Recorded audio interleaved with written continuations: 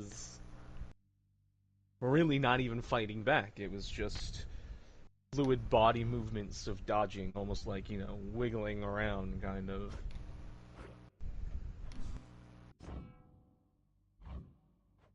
Not concise, like, oh, I step to the left, but, like, instead slightly tilt my head to the right, and, like, shift on over to this side, and then this side. Okay. Someone who can clearly be seen, like, reading, taking the time to look at the movements and dodging them before being comfortable enough with it to engage, but most of the engagement is just eye contact.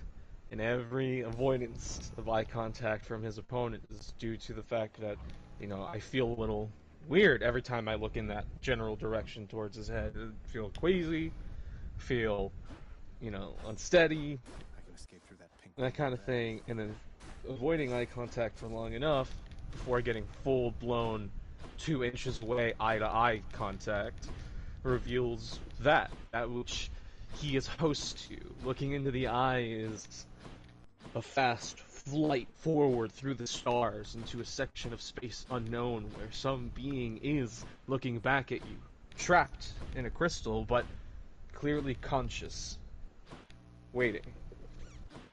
Waiting endlessly. That's fucking terrifying.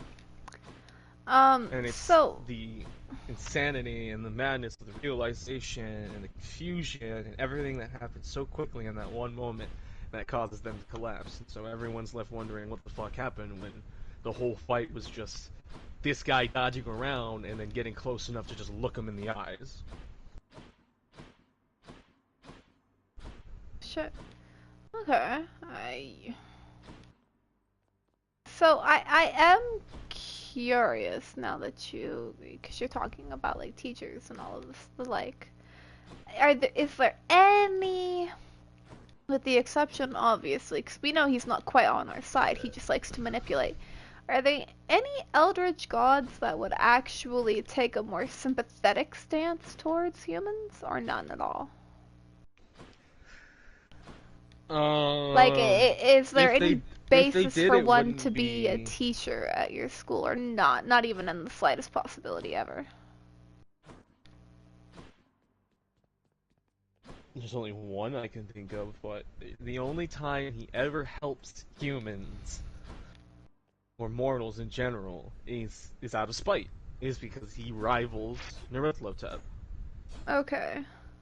Which would it make He's any... someone who is not a part of their family. He's not an outer Eldritch god, but has managed to, over time, increase his influence and strength, and could even rival some of them. And because of that, he feels he deserves his own respect and his own titles. Tries to play the mind games like Nerithlotep does, and usually isn't as well integrated. So whereas Nerithlotep is able to sink into any military or any government military he wants to and get them all to declare war on each other without them batting an eye as to who started it, Haster's groups are more like cults Okay. or secret organizations. Okay.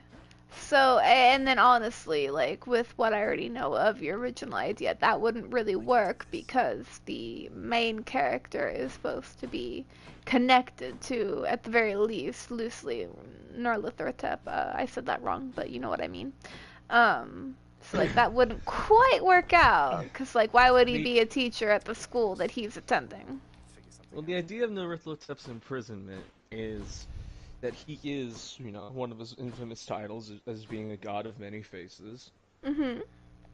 Is this clan, this group that the character belongs to has found a way to limit the many-faced god to one face at a time by Okay. acting as a current vessel at a time. Thunder. Is this really him?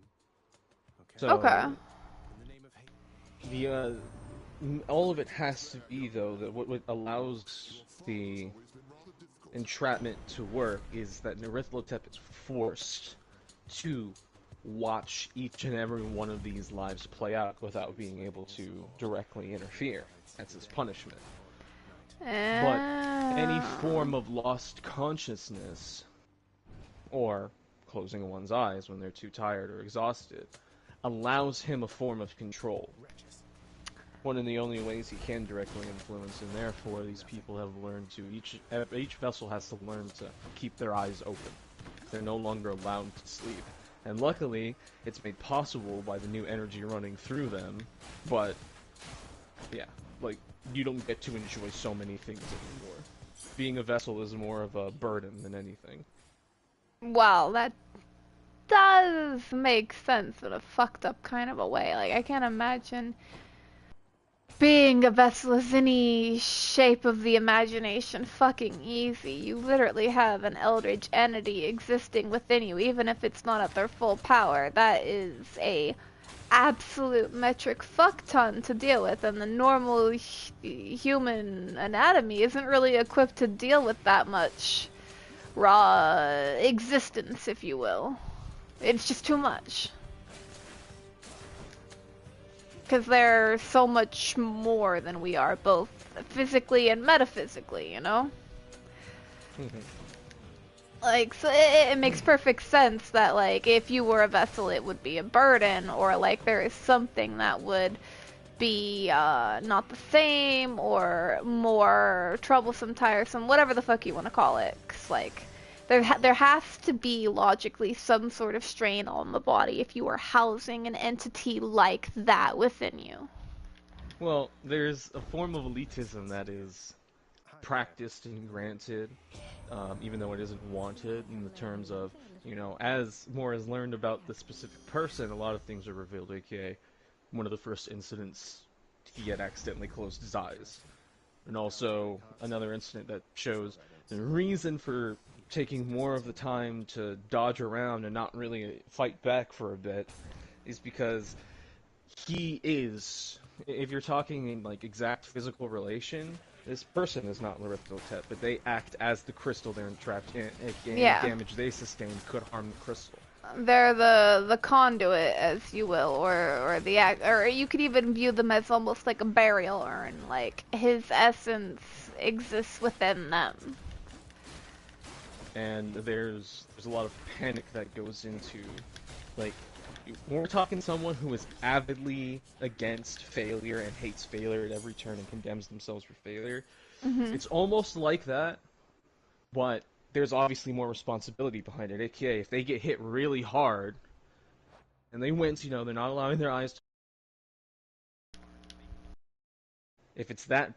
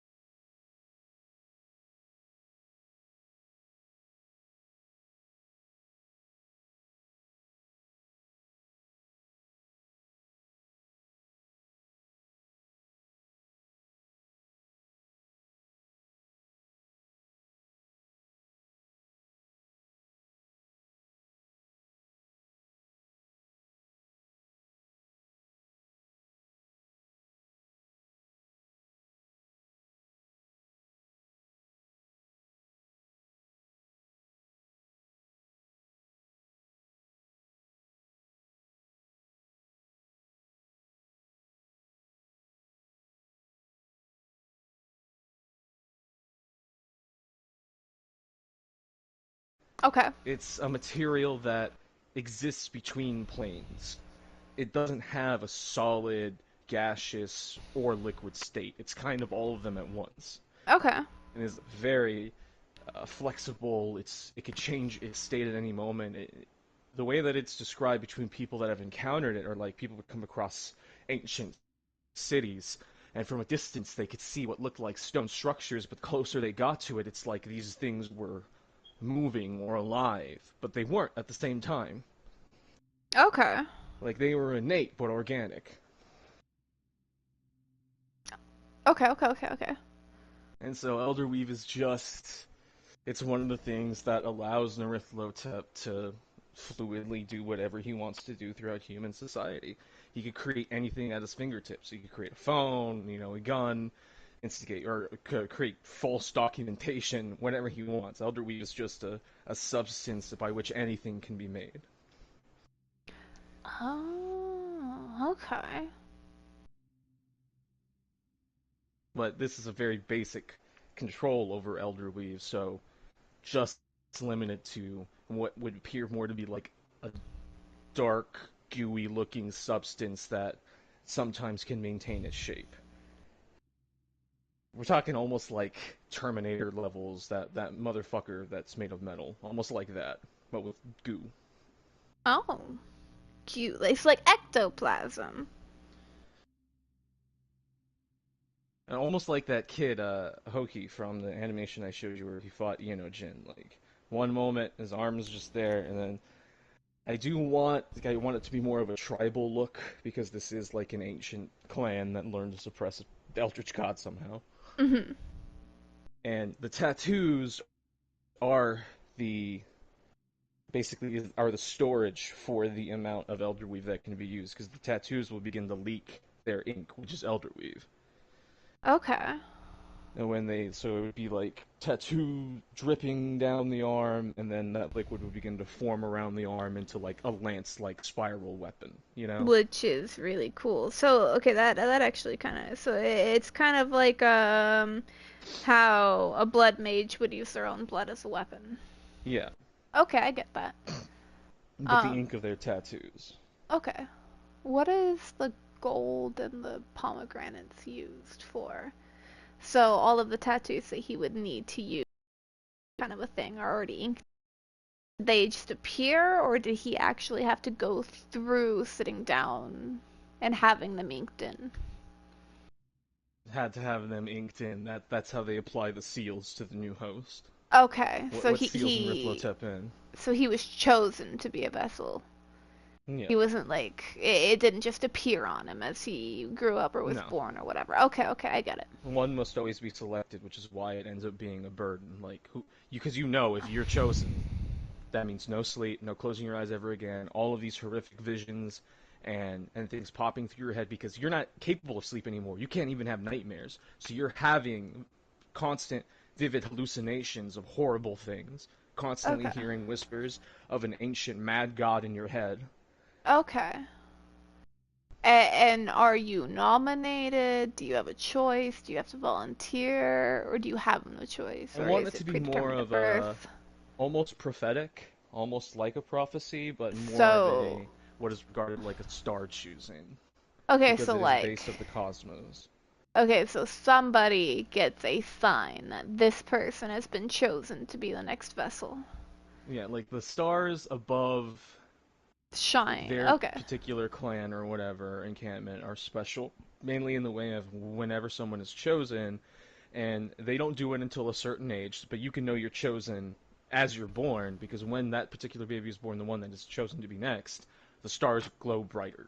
Yeah, I was gonna say, so I'm like, what, whenever someone's born, like, the stars will shine in such a way, and then, like, whoever is, and you have to know from being a child to when you grow up, like, there's gonna be a time where you just get all things stripped from you. That fucking sucks. Really cool, though, in the premise of the story, but damn, I have the sympathy for this poor, fictional, unnamed child. God damn. And I want the ultimate kind of culmination of things to be back against the wall. And Bastion, we're talking like a bunch of these students, him included, are having a hard time with a supposedly all-powerful villain. This is something that threatens other gods entirely, and that's what makes it so impossible to defeat. And even some other students perish. It gets that bad. Ooh. And as the scene progresses, it gets more and more serious, more and more dramatic, because it's not a game anymore. People are actually dying now. There's gore. It's getting really bad. And to the point where, okay, I only have one idea for what can be done about this, Palm of power. so I suggest everyone leave, and we'll see what happens, and allows himself to close his eyes for the first time in years. Just keep them closed. They must have Oh, connected with someone okay. else. And what transpires is, while it's supposed to be the first plot point, right? So like the first major conflict they face.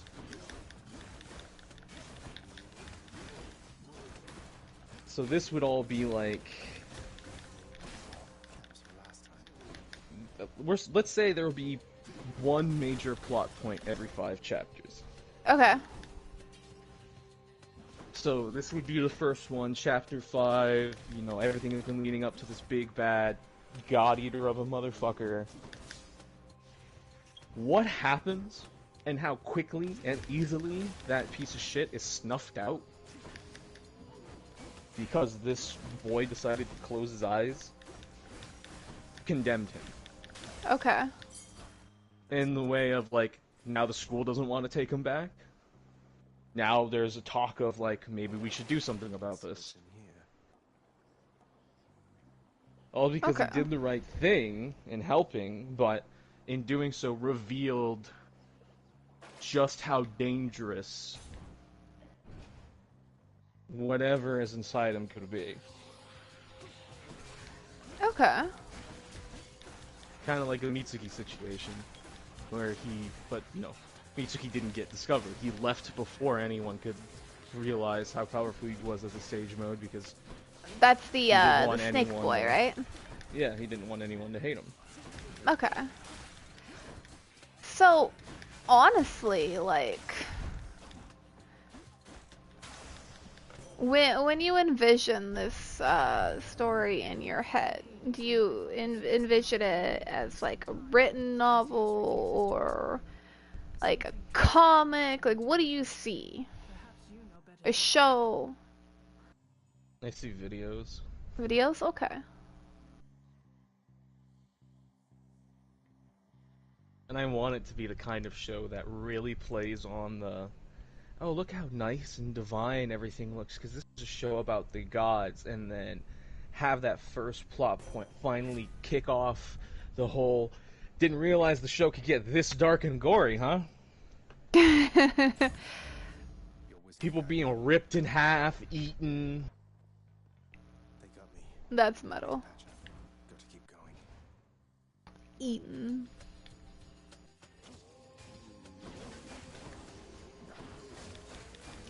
I would not want to be eaten, to be quite honest. I think that's probably like one of the worst ways to die, is just being eaten. But I want it to be of like, he doesn't come even to the idea of his own, because all of his training is don't close your eyes, don't close your eyes, don't close your eyes. But the event of seeing some of his friends die, and things getting worse and worse, and more things I unfolding, tied to a trap. you know that is. That, the voice inside his head goes, I can deal with this for you. Bastards, backtrack. I got this. And on top of this, I can make you stronger if you let me. Oh, which is always nice. Not knowing what it means, and then, part of how Someone's at the that doors next to the throne. new threat is defeated Who's that sniveling shade you're later in examination, it's like he had his brain licked of its emotion, of its fear. Which is what Nyarlathotep does, because he likes to lick the brains from all of the juicy stuff. Yeah. Okay. So this big baddie who thought he could eat gods threatened a school of little punk kids who were champions of said gods, should be weak, challenged them, and had no idea he would end up scared, frightened, basically pissing and shitting himself at the sight of something indescribably horrific that slowly made its way up to him, made him lose his mind, and in that fear and in that horror, the thing literally scalped him and enjoyed the ecstasy of all of those raw emotions. Bite my arm off. Deal? Oh my god.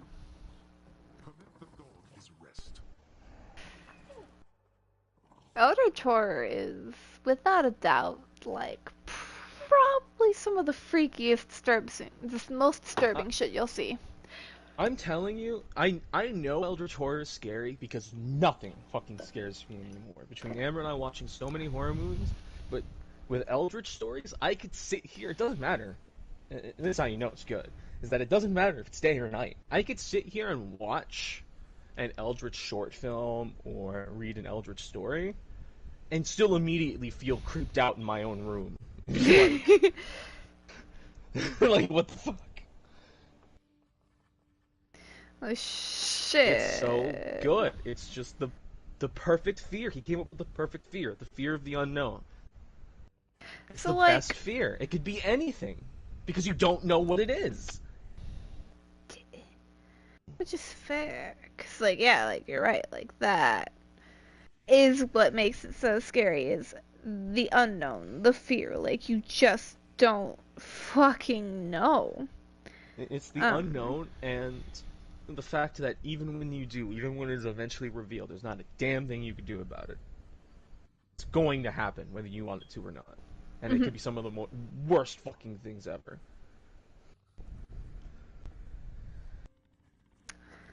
Like I'm not gonna lie, I kind of have wanted to try to draw something eldritch in nature. I just haven't really gone through with even sketching out a rough idea because I don't know if I could do it justice. Like it's kind of an intimidating aspect to It is. attempt to It draw. It's super intimidating. Eldritch Horror is one of the most difficult subjects for artists because you could slap tentacles on anything and say that it's Eldritch, but it won't be.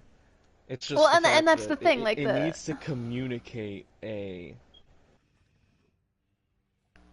So like the first thing that kind of comes to mind, like when I imagined drawing anything of eldritch in nature, was first and foremost, it was kind of like a humanoid, not quite entirely human because it was deformed, but like a humanoid skull that had been like the jaw was still in, like if you were looking at it straight on, the jaw would still be in about the normal position, but the rest of the skull would be twisted and warped off to the side, and there would be like kind of like a black mass oozing throughout the whole thing, and in that black mass there would be eyes, and like the surface would kind of have like a rippling effect, like you could see as if something was moving underneath. And yeah, of course there would be maybe not full-blown like sucker tentacles, but like there would be trendrils of what looked like something greater in the distance, in the background, in the darkness. And past that, different shapes and things that were kind of like outside of the realm of anything we see on the day to day or anything like that. But even then, that doesn't quite feel right. You know what I mean? Yeah, you don't have enough twisting and contortion in your idea. Yeah. So like I know that it needs more there, so that's why I haven't done it yet. Because I feel like the rough concept I have in my mind wouldn't do it justice. Well, But I do at the very least kind of like the idea of, like, obviously it wouldn't be so much the eldritch entity in itself as maybe of like the aftermath of what it touched. But I kind of do like the idea of taking like a human skull and then having it distorted and warped from coming in contact with such a being, like direct contact. We're not talking mental contact, we're talking it touched you and that was enough to undo your whole being. yeah, there's something like that exists. Yeah, like that's kind of like the rough idea I have in my mind whenever I've thought of drawing it, but every time I've tried, I just kind of ended up staring at my tablet for about 30 minutes, maybe an hour, and I'm like, I can't do it. Yeah, like I couldn't give it justice, and I don't want to try it until I at least feel like I could come up with a rough sketch that I was semi-happy with. I know that one way that a monster is described is in contact with it. I got the nickname the Shredder. The Shredder, oh god. Coming in contact with it was like all your life your skin was actually made up of a bunch of ropes so tightly tied together, and touching the stain caused all of them to snap. Your skin starts shredding and fibering off in these sections and lines, and your whole being becomes literally unraveled. Like your whole existence was supposed to be tied together. Okay. That So fibers, and flesh, weird, muscle, bone, it like that. all turns into shredding like rope textures, considering how it acts, even though it's all still made of the same stuff. Okay, so kind of like in my mind, I just kind of had the vision of like someone's hand, like kind of reaching out, touching whatever that being was, and then from that finger, what kind of looked like millions of threads, like expanding outwards and rapidly unwinding away from the bone, and the bone also exploded into its own individual white threads, and it just kept going up and up, a whole entire arm. Like just spiraling out and disintegrating into like the fucking ether. Which visually in my mind was both beautiful and horrifying. So like fuck that. But ooh, if I was a better artist, I would attempt to draw that right fucking now, but we're not quite there yet, ladies. Where is he? Also, if I were chatting about this, you want to watch me die, the stream is up. Oh yeah, show me, let me see. He was known as the Shredder, but then became known as Yog-Sothoth, the Nameless Mist.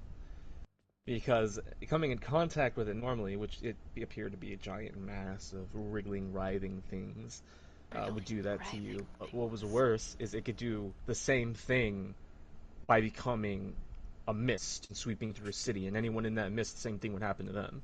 Oh, fuck that. There we go. Like, absolutely fuck that.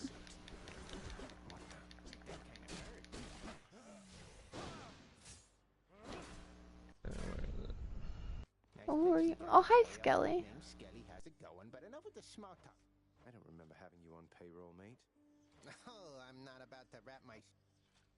Beat the snap out of you. Wow.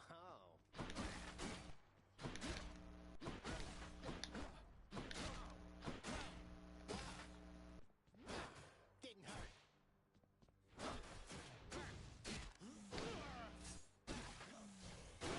Okay, holding square is the dash. Not the dash, the... That. Whoops. Did you send it to me or not yet? Not yet. Okie dokie. I'm sending you the most popular interpretations of Nyarlathotep and Hastur, so you can kind of see how they rival each other, but also how they're the same. Okay. Because Hastur is just a wannabe Nyarlathotep, honestly, in his lore. He tries so hard to match Nyarlathotep, considering Nyarlathotep is all-powerful. He's every god in one. That looks like a Daedalus hammer. Okay.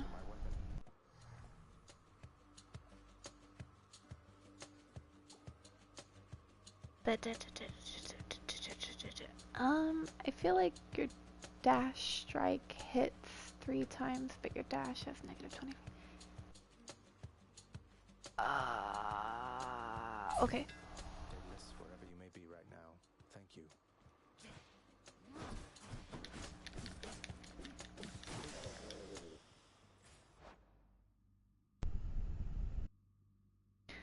Oh, poor Charlie. Like, I needed you there, and you weren't there, and I have to drag you up a fucking hill in the rain. This isn't fair. I too would feel like that, Charlie. I too. But I feel like there's something, like, obviously I didn't see the whole episode, clearly. But I feel like from what the little tidbit I know, it's like, here Charlie is clearly in Ireland, clearly dragging his father's corpse over a fucking hill in the rain. There's something to be said about someone that would do that for someone that didn't even raise them and was never there and they didn't know. I wouldn't do that for my own father. And I've met the man at least once. I wouldn't do it. Fuck that. Charlie's a trooper. Goddamn. Oh yeah. Like, wow. He actually did it. He went to Ireland and was gonna drag this motherfucker's corpse. I wouldn't even travel to Washington. Hell no. I would say Charlie's this would be beaten. tier 1 Haster and Norithlotet. This is when they're trying to be their most inconspicuous. Okie dokie. Let me pause this and see what's going on.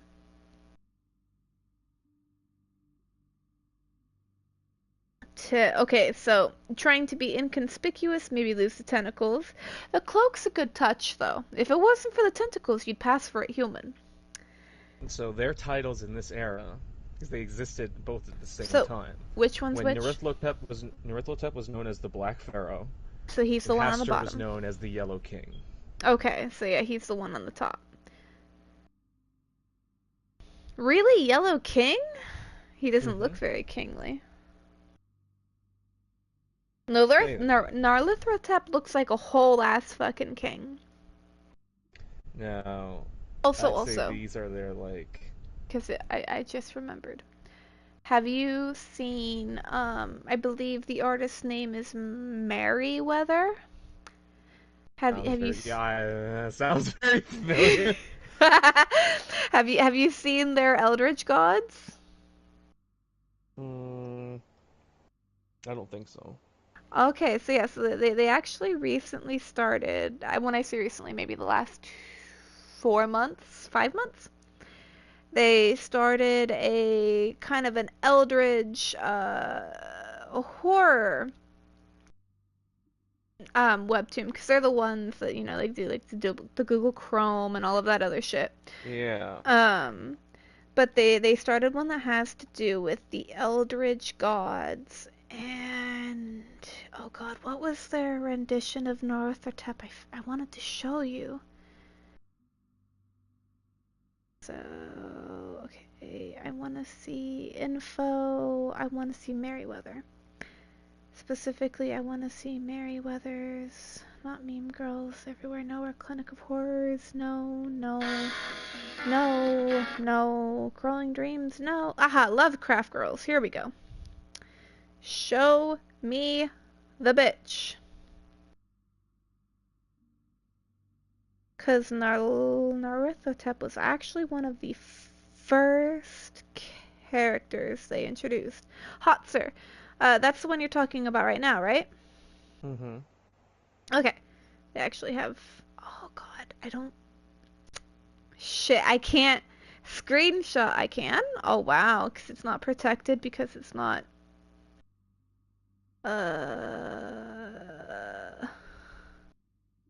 In the... What do you call it? Featured section. So that's Hotzer. And then... It's Haster. Haster. Then here is Narithotep.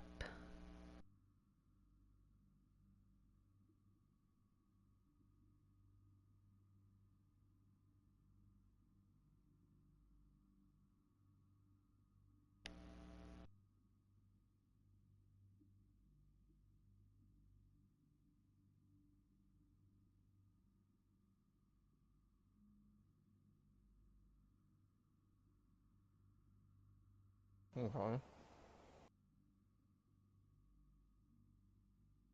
Like, it's interesting. It's not super in tune with, obviously, the lore, but I thought it was vaguely interesting.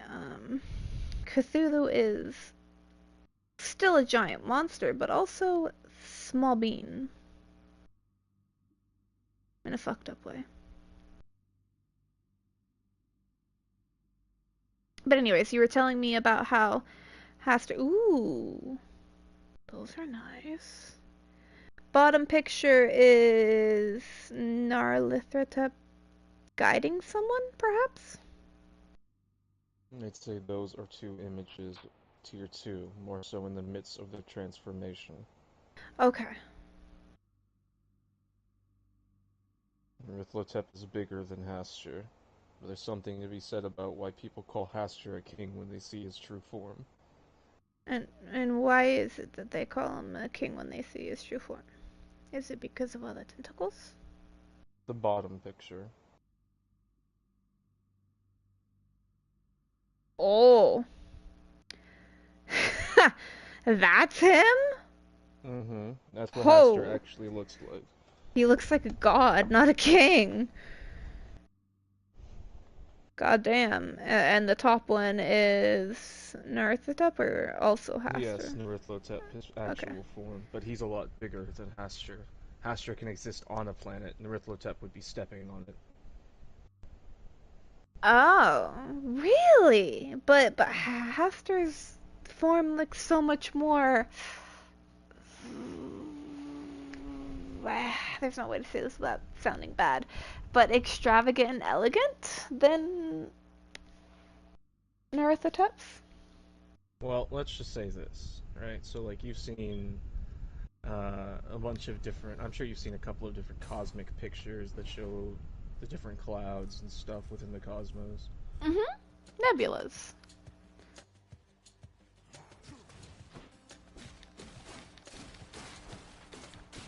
They're actually one of my favorite kind of brushes to use as well. Nebula brushes are great. So, in one of the horror stories that reveals more about what Nrithotep really is, while taking images of space and collecting information, they realize he is one. Wait, like, what do you mean? He is one. Holy shit. What Like, they mistook as being a nebula and a black hole was actually the form of Nrithotep inside.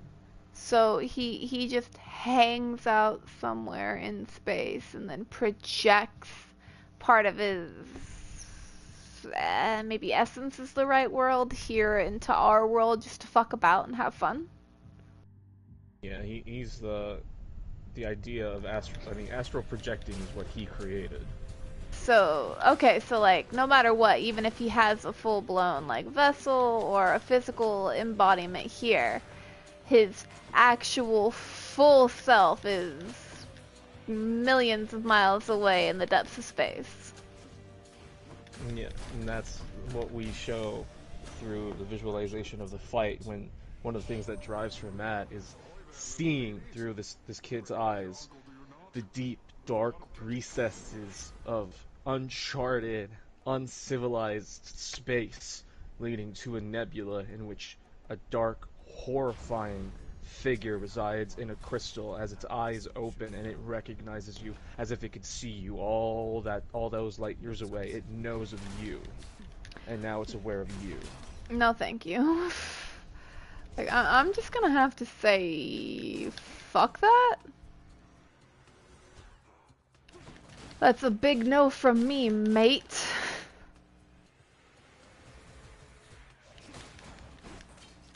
But I'm sending you a lot of these because these are all different representations, but you notice a lot of them hold the same shape, so if you felt like tackling it, you kind of have a better understanding of what people see in Nrithotep. Okay. It's like, I definitely am interested in attempting to draw both for my own appreciation, and I know if like anyone was to appreciate me drawing that, you definitely would be interested as well. And I from like the appreciation you've given me, all the talks we've had about it, like I feel like Eldritch Horror would be an interesting concept to tackle and try to do. At the very least, I feel like it would be good growth for me as an artist, and the subject matter actually is fascinating.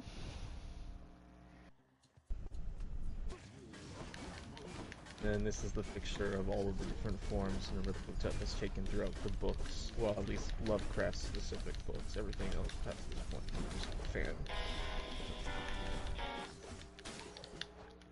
Of the 3 faces he'd taken, 3 forms. So, Pharaoh, that of a woman, and that man looks like he's wearing a suit at the bottom. Mm-hmm. He was So- a detective. So a pharaoh king, who is the woman and who's the detective? The woman was someone he manipulated into basically starting the whole World War II thing, how Japan bombed the US. A woman started that? How? He influenced the whole operation through her, yes. Through Huh. tactics of infiltrating other people. He kept switching his form, but he mainly operated through her. Okay. A lot of it because he knew no one would believe that a woman would do this. A woman like her. Are you kidding me? It's the 21st fucking century. Here we are in 2022 and I don't believe it. For the time, there is nothing in me that believes a woman had anything to do with Pearl Harbor. They weren't even allowed to be doctors then. They were stuck being nurses. And you're gonna tell me that a woman like helped orchestrate that whole moment? No, no, no, no, no, no, no, no, no. And the detective was someone he just really, really, really enjoyed fucking with since his first meeting and getting the man committed to an asylum. Since then, he started taking the detective's form to make other people think that he was doing bad shit. That's fucked up. Actually, oh hey, I met Charon for the first time. Charon? But that's fucked up. You don't just go fucking with a man's image like that. Come on. Nyarlathotep in the medieval era.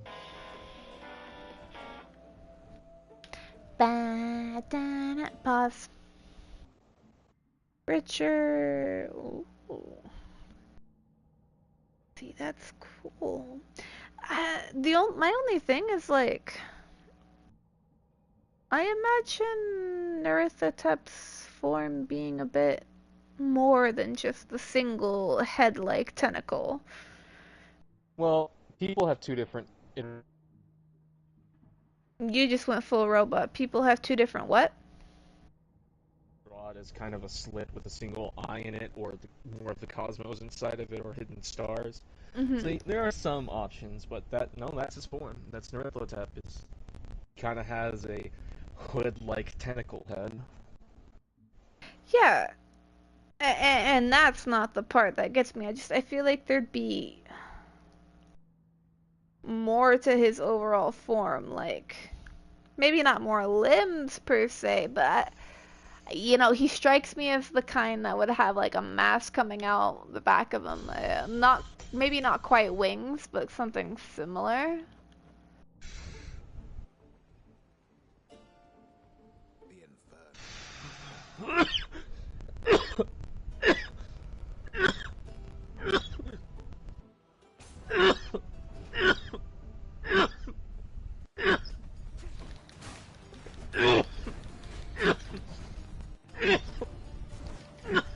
Dodge, dodge, dodge, dodge, dodge. Fuck, crystals!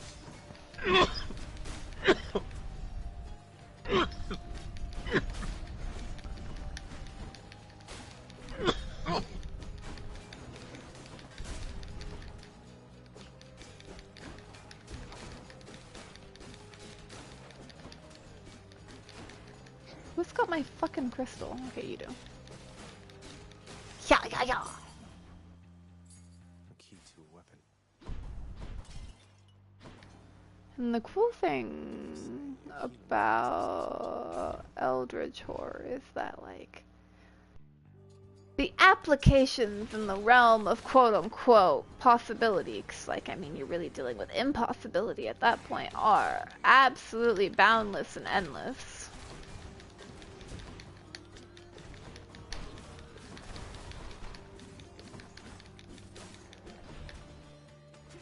And, like, with the right... Keep me going for a bit.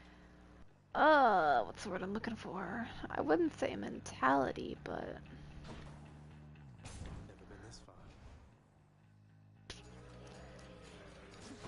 theme, maybe? Like, there isn't a whole lot you couldn't do with it.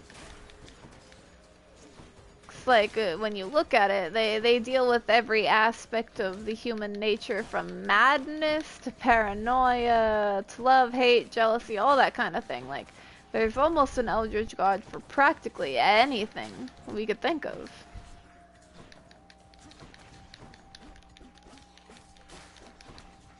or someone who takes great interest and or pleasure in manipulating said human aspects and emotions.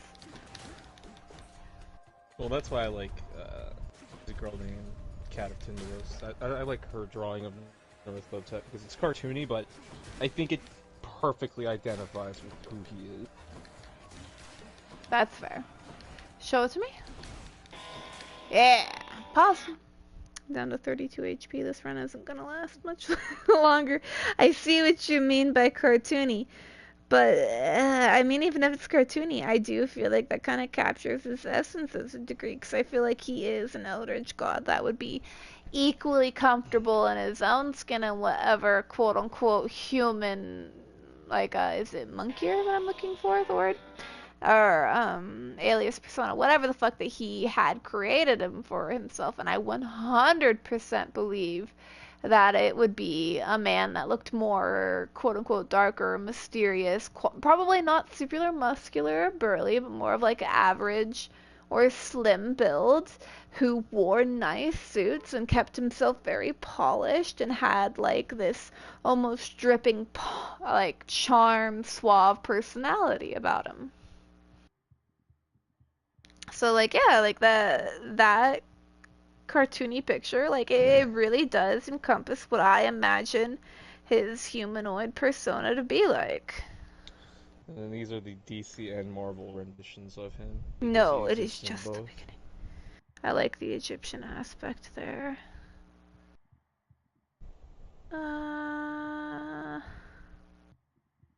The humanoid personification of him, not bad. Similar to what I envisioned. Maybe a bit too modern. I feel like he would very much settle on that 19th century Victorian era fashion, you know? And then with this, it's just a mass of tentacles. I don't particularly care for that. I do not believe he's just a mass of tentacles. No, no, no, no, no, no. He has an actual form. So, between those two images, I definitely like the top one with the Egyptian regalia for his depiction more versus the bottom one.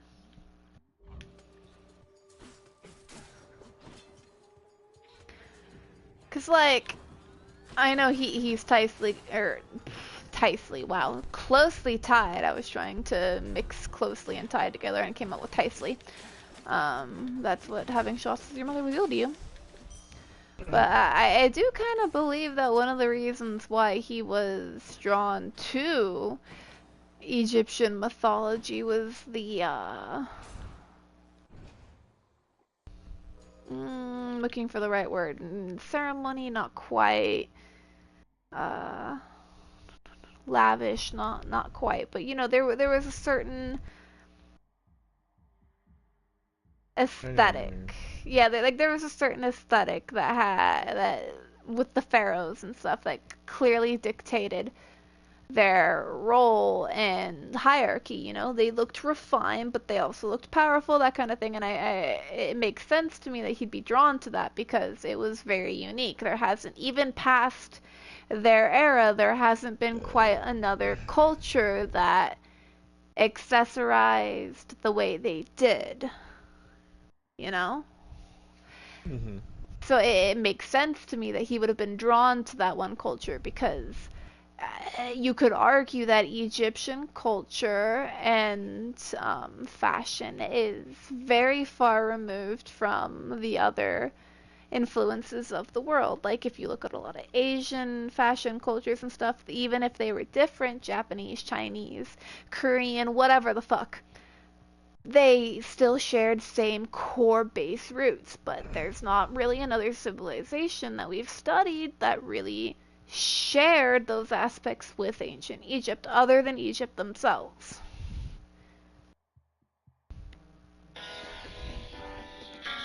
Because like even the other countries, places of power, it's like is it the Hades, whatever,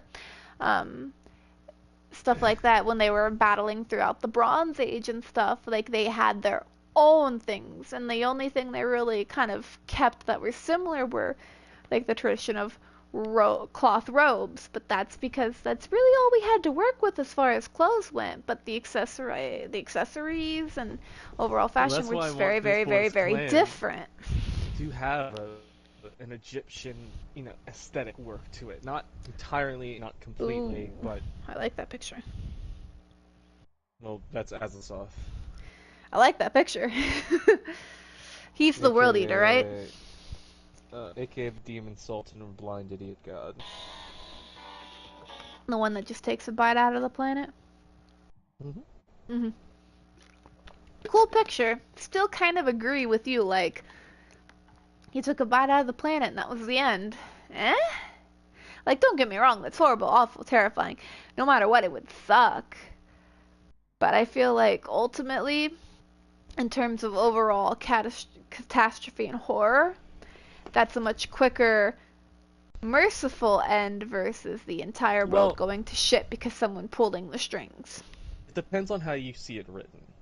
Because when you read how Lovecraft writes about Azazoth, it's a different type of feel. Between each god, there's a different type of feel. When he describes and writes about Nyarlathotep, it really is more the idea of this trickster-style god fucking everything up, and a lot of the fear that comes from him is knowing that he can do whatever he pleases, and no one will ever catch him, because no one will ever listen to you. No one will ever believe you.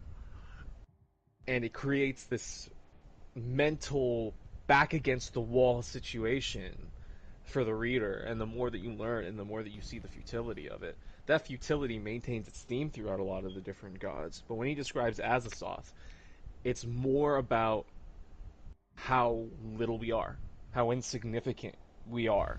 The description of going through the minds of all these different people that are coming to terms with, but that this would be a crisis. This would be something where mobilizations of different people would be out trying to stop this, but we were probably not even the first. I'm sure other civilizations have been panicked, looked into the sky and seen this horrendous thing, and just as quickly as it ended them, it will end us because there's nothing we can do about it. Mm-hmm. And that futility is amplified by just the hopelessness of no matter what, we're fucked. It could have been now, it could have been a million years from now, when we thought we could be so advanced, we still wouldn't have been able to take this fucking thing on. It was just a matter of time, and we didn't realize how little of it we had left. Well, which is horrifying, awful, and terrible. But ultimately, I still feel like as awful and horrifying as that is, it would still be over a lot quicker than the entire world descending into madness. Even if it's half of the world in one bite, the immediate descent into chaos, explosions, just everything happening all over the world, screaming, panic. Maybe it takes his time. But couldn't you argue that if he took a bite out of the Earth, its structural integrity would begin to fail, and wouldn't the planet implode in on itself? Because we do have a molten core. Yeah, which means parts of it would also be scattered away or closer to the sun or away from the sun. Some people would immediately be sent into the freezing cold and die. Some people would immediately burn up. There would just be all sorts of matter of chaos. It's still a terrifying concept. It is, and it's awful. I just, like, no matter what, I feel like ultimately it would all be over within 24 hours. Whereas if Nyarlathotep has his way with our world, our end could easily take 20, 50, 100 years, depending on how things were going and how he felt like pulling the strings. Yeah, but he's not scary to anyone who doesn't know who he is, and most people don't know who he is. Versus Fair the enough. whole world seeing a god eater. That's super fair. That's super fair. That's and super it being fair. broadcast on every channel that we are doomed and dead. Oh my god, the amount of people that would just go out and do horrible, awful, terrible fucking things is staggering to even imagine. Like, there'd be so many people that would go out and commit murder, rape, robbery. It's a full societal like, collapse into I the mean, genocide of an entire species. for fuck's sakes, we've seen the London riots in the past 20 years, and like, what the fuck? All clear. That was in the last 20 years. It wasn't even anything about something substantial. They just fucking rioted. So like I said, you really have to personally read the stories yourself to understand what makes them so terrifying, because even those two are completely different styles of horror from his book on Cthulhu. Cthulhu's ultimate domination would have us enslaved, broken in both mind, spirit, body whenever pleased, ruled by a race, another race that he creates, deems more worthy than us, that can punish us, dismember us as they please. The fish and people. Continue to force right? us to drive. No, not just the fish people. Oh, okay. People. Not just the Drogon. But his rule is the enslavement of everything that we have, hold dear, know and love. Everything changes because the earth is no longer ours, it's his. Okay. What now? And sure, That's there's true. scatters of escaped humans and refugees and a resistance, but ultimately, years could go by. There'd be practically no change. And that is some of the stories, some of the continued stories past his death that still deal with the same universe. We're fighting a losing war. I made it to Meg, and we are fighting a losing war, actually, when you think about it. We lose that war a little bit every day.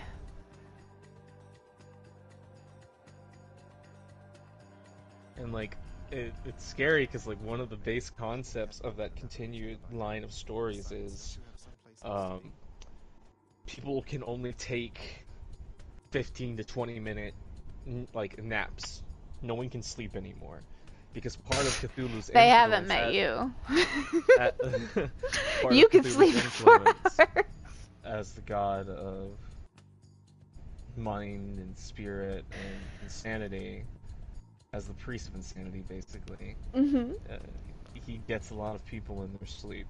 He influences a lot of people in their sleep. He takes over them in their sleep. Okay, And the longer okay. you sleep, the more susceptible you could become. And so there are some of the stories is like people travel in groups. They take shifts between naps, but then you'll have like the moment where, okay, I'll wake you up when it's your turn because I'm on night watch, and the guy maybe sleeps a little too long, and then they wake up in the middle of the night to gunshots, to stabbing, because now this man is a crazed person who lives to serve Cthulhu, and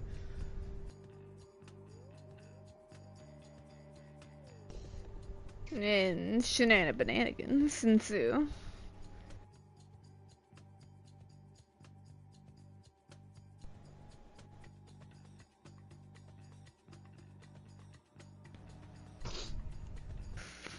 Fucking.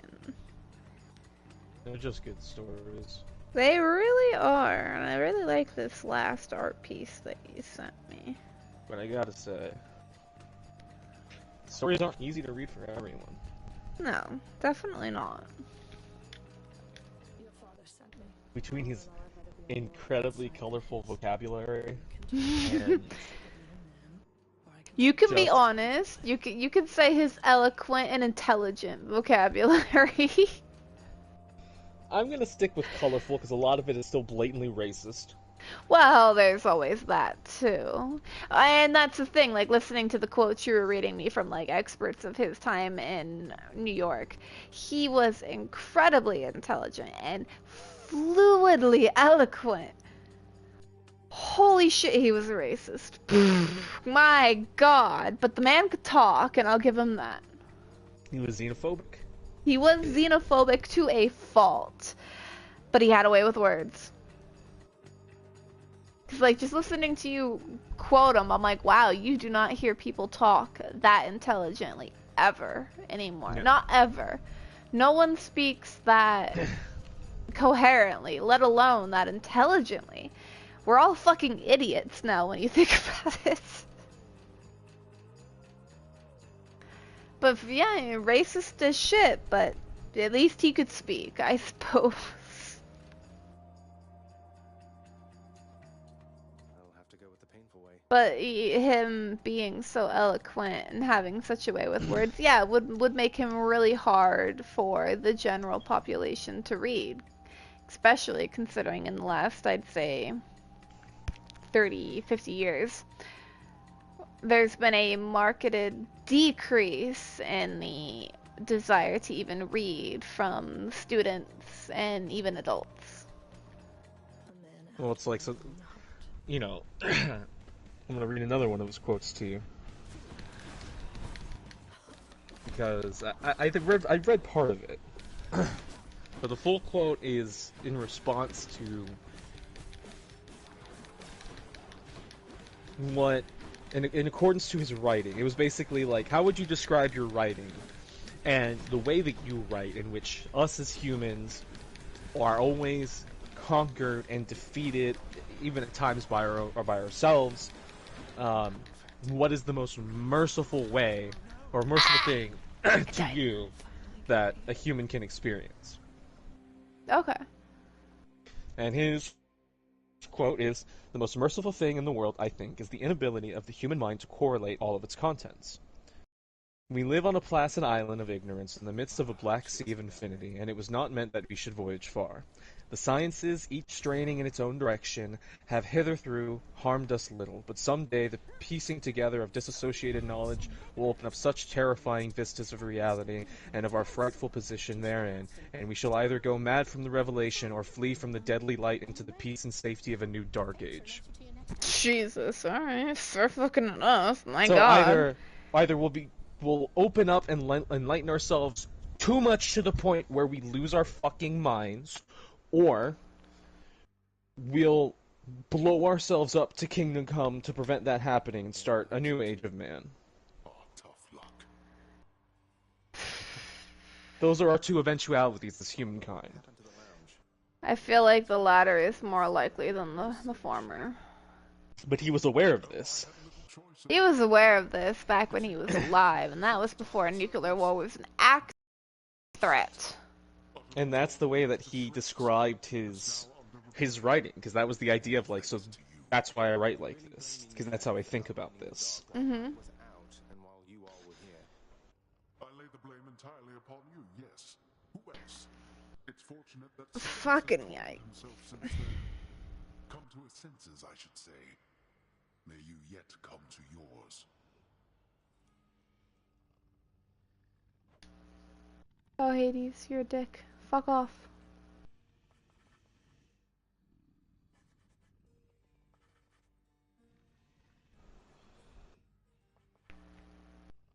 And I love all the quotes from. I think out of all the books, you definitely need to read the Call of Cthulhu. I think I do too. I need to finish playing the Call of Cthulhu because it's still installed on my PlayStation, and I was streaming it for you, but I don't remember why we stopped. Soma. Yes, I do have Soma installed. It is literally on the front page of my PlayStation. Was that your neck? Nope, that was my ass. I farted. That was gonna be my next guess, actually. I was gonna be like, is that your neck or your ass? It's my ass gas. It's okay, it happens to all of us, dear. I didn't say it wasn't okay. I wasn't apologizing to you. I know you weren't. What is it? Yeah. Itchy nose, No itchy book. nose, itchy nose, itchy nose. No book had ever really hinted of it. Though, and this is one of the how you know it's blatantly racist. Though the Deathless Chinaman said that there were double meanings in the Necronomicon of the mad Arab Abdul Azared, which the initiated might read as they chose, especially the much discussed couplet, "That is not dead which can eternal lie, and with strange eons even death may die." Read it to me again, I want to hear it again. Right on schedule. That's my favorite one. The whole thing? Yeah, whole thing.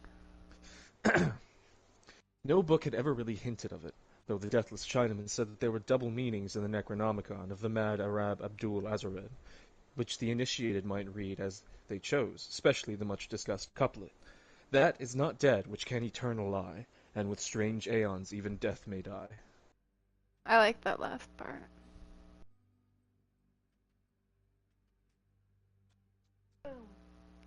Oh my god, wait a minute. Is that where they fucking... That's the South Park one. Is that where fucking the dude who wrote Game of Thrones came up with, fucking the dead, or May the Dead Never Die, or whatever the fuck one of those asshole families was like, that's our thing. Yeah. Jesus. That was the whole reference, because that was Theon's family, and Yeah. they were the Sea People, and that's the cult of Cthulhu. Okay, I see you, I see you. Real number on one of these columns holding up this place and bringing I have looked upon all that the universe has to hold of horror, and even the skies of spring and the flowers of summer must ever afterward be poison to me. The courtyard of the House of My god. They worshipped, so they said, the great old ones who lived ages before there were any men, and who came to the young world out of the sky. God damn. Out of the sky. The fucking SCP video you showed me where like they came out with the camera and were like, look at the tentacles in the sky. I was like, oh, fuck that. Fuck that. Also, did you ever figure out which column it was in the house that like we needed to collapse?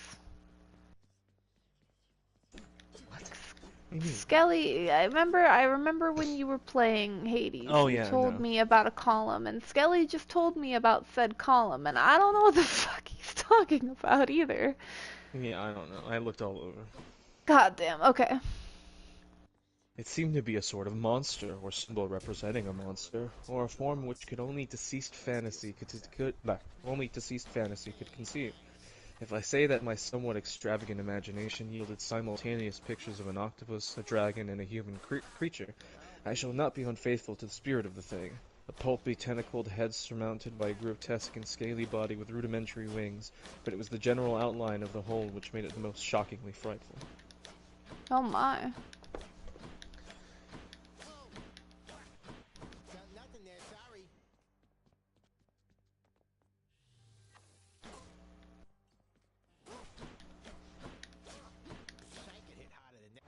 The lore is like- really fucking. I think that's the really drawn-in point to a lot of Lovecraftian newcomers, because everyone wants to read about Cthulhu. Cthulhu seems such a fucking big badass, and it's true. He that is book. a big badass. And then the more that book. Lovecraft you read, you realize, man, Cthulhu is kind of a little baby bitch compared to some of these other things. Really? Oh, yeah. Oh, okay. So, my next question for you, obviously, like, not right this second because we're still talking about stuff, but should I stream the Soma for you, after this conversation? But I also see that you're playing Cyberpunk, so, like, whenever you want me to, actually. Yeah. And follow-up question. Does Soma have to do with Eldritch Horror, or not even?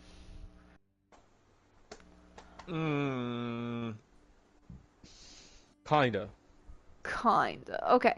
Without spoiling, as much as you want, because, like, little spoilers aren't a big deal. But what do you mean by kinda? Well, it's not even really spoilery at all, because it's not heavily suggested, and not a whole lot of it actually comes out in the game, aside from one or two kind of slightly supernatural moments where you go, something's a little wrong here. Mm-hmm. But otherwise, they never really touch on it. It's just more so insinuated that what made some people increasingly anxious and uncomfortable and so over time was spending enough time down there in the water, because something was in the air. Like some people were feeling a certain way as Okay. they got closer and closer with their research station. Okay. But like I said, nothing ever comes of that. It's just the insinuation and like one or two little hints here and there, and then one or two supernatural experiences, but it's not entirely what the game's about. Okay.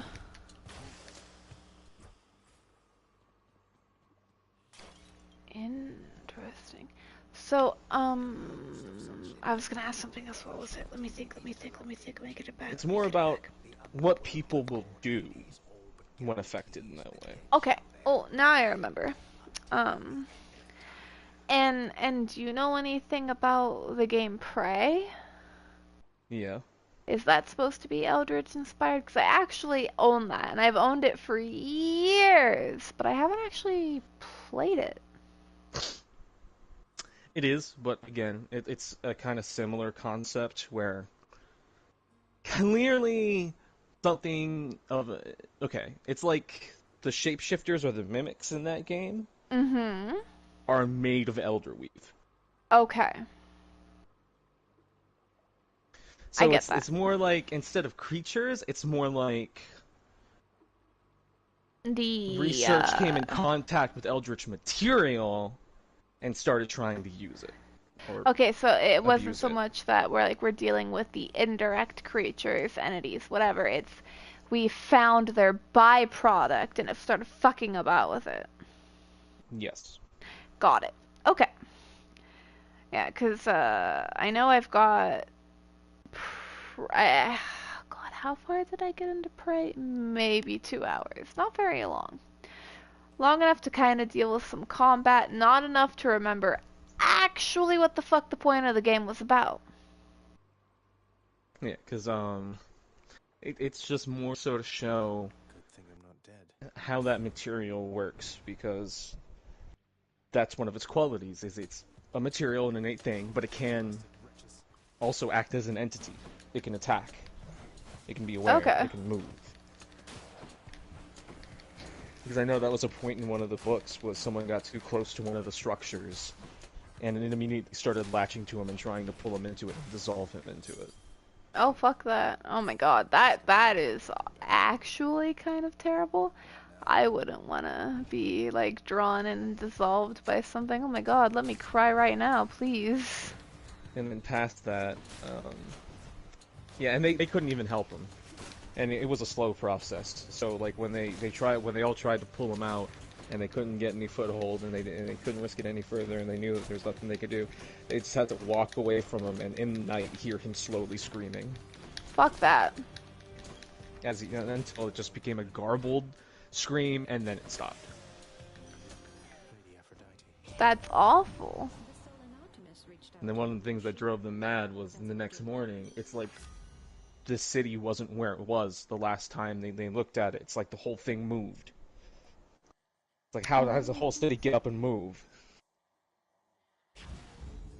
But it wasn't much of a plot point aside from just like, the city isn't where it was. Like, how does the city just move? And then the rest of them going, "You're fucking crazy. It didn't You're move. fucking Okay, crazy. let's just not think about it. It didn't move. There's no way." It didn't move. Like, are you sure about that? It's like the sun was on the left side of the city yesterday. Now it's on the right side of the city. Right? It's like the sun used to rise in the fucking west and set in the east. Now it rises in the north and sets in the west. What's happening? Like, don't worry about it. What do you mean don't worry about? I feel like this is something we should worry about. I am not good with this weapon. You know, Lovecraft books actually, or at least the different interpretations of them, ones that people have out there now, some of those stories make really good audiobooks. Oh, I'm sure they do, actually. Maybe you should look into... Like, 'cause I know you're doing the voice acting thing. If there's a gig for an audiobook, you should audition for that. I think you would do quite well on that. Also, And my I favorite am is, not good with this bow at all. Like, it's pretty bad. I'm already down to 20 HP. I have a broadcast that I listen to at night sometimes.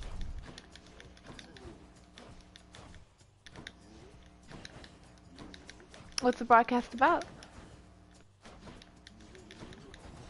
trying to find it. No worries, take your time.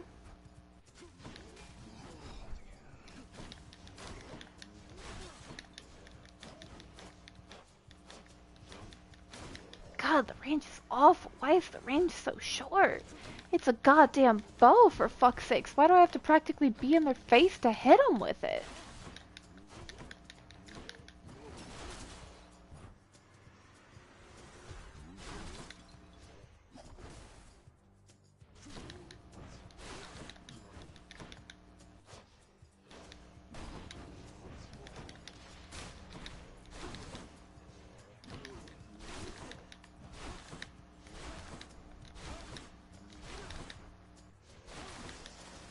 I can reliably do more damage with the fucking triangle of the weapon than the motherfucking actual square. God damn. I can do this.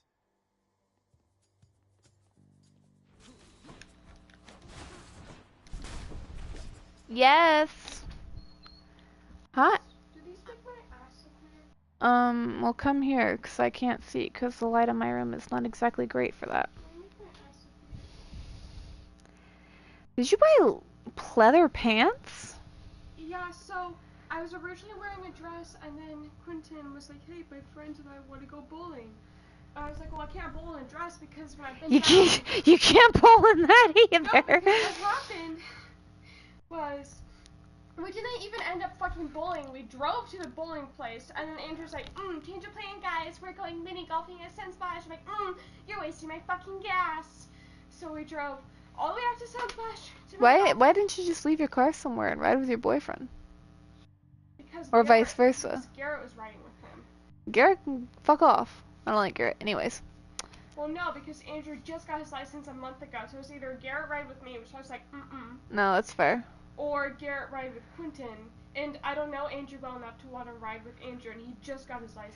Why didn't you just ride with Garrett and Quentin? Because the back seats of Quentin's new car, he has a Lexus now, are super duper fucking cramped. And both of them are 6 feet and over, so the chairs are all the way in the fucking back.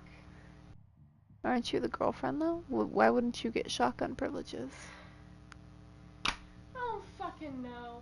Well, whatever. Long story short, we were at the mall, and we got matching shoes. Yes, I heard all about that. I was on the phone with him and Mom. Yes, we got matching shoes. I'm like, I need to wear pants if we're going bowling, because I don't want to bend over to get a bowling ball and flash everyone. Uh-huh, So I get got that. Pants, and these were the best pants I could find that were under $60. I don't think they look awful on me. I don't know if they flatter my ass. I don't think they're entirely flattering on you, sweetie. Yeah. Like, I think you could get better pants. I don't even know if I still have my... I don't think they make my Ow. ass look weird. No, they don't make it look weird or I think anything, if and they I don't wore make you heels, look it would look fat. No, I don't think. See, and that's the thing. Like, as a woman, you either can pull off the leather pleather look and you can't. Maybe it's just because of like your shoes and your shirt, but right now it's not working. I think that if I wear like taller shoes with it, it'll look better because my I think body the will be fact more that they're, flexible. I think the fact that they're like not tapered at the end, like they're not completely form-fitting, and they're almost, I wouldn't say like they're bell bottoms, but like they have that normal jean flare. I think that's what's off-putting about it, because like leather, pleather, whatever the fuck it is supposed to be form-fitting like all the way through, and this is like halfway choosing not to be, you know? Yeah, I mean, as long as my ass doesn't look weird, I don't. No, your ass doesn't look weird. Just like I said, just right now it's not working. legs. So I you do- could try out some different tops and different shoes and see if that makes a difference. I But right was- now it's not working. I was thinking I'd wear a corset top and like heels with it. I mean, if you want to put that on and show me, go for it. But Yeah. yeah, right now it's not working. I'm like, as long as my ass doesn't look weird, I don't care. Mhm. I have priorities. Priorities. Did you find what you were looking for? Mhm. Cool. My run is almost at an end because I have 5 HP because I'm awful with the bow. Yes, I am. Bless you. Uh-huh.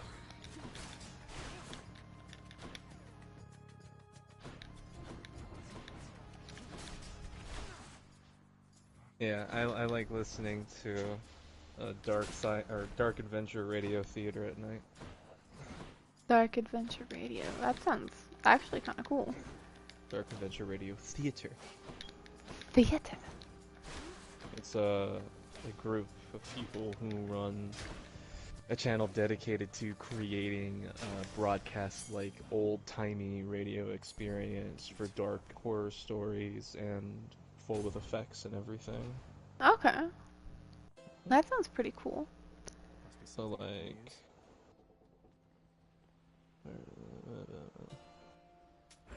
Here's the fee. Hey, good to see Hey you. Karen, how you doing, man? Got some Yeah, you groaned at me. Same, man. Fucking same. I'll bring you a gift whenever I earn one.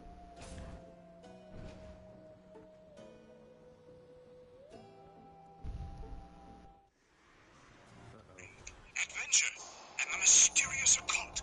This is Dark Adventure Radio Theater.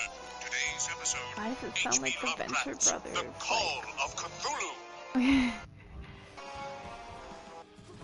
I, Francis Wayland Thurston, attest that my knowledge of the thing began in the winter of 1926-27.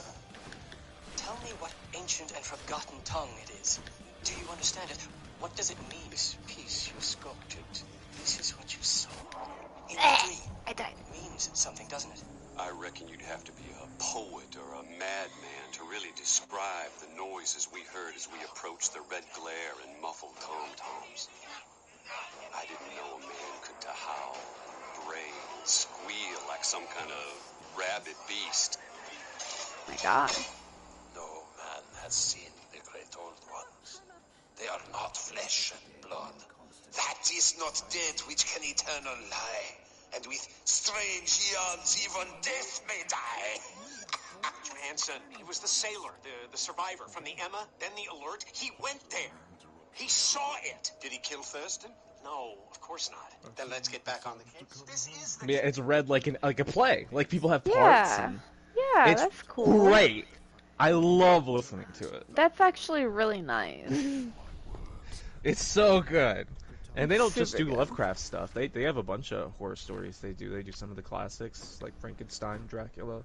Oh. Get the hang of it out there, lad. But What, wait, you're giving me... I highly advertise them. Please, Dark Adventure Radio Theater. They're pretty cool.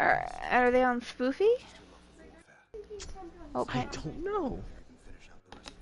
Why do you look so tall? I hate it. Fuck off. Heal. Fuck you. Heal. Fuck you. And your 6-inch heels, you bitch. Bitch. $8. Bitch. Anyways. That does look better, but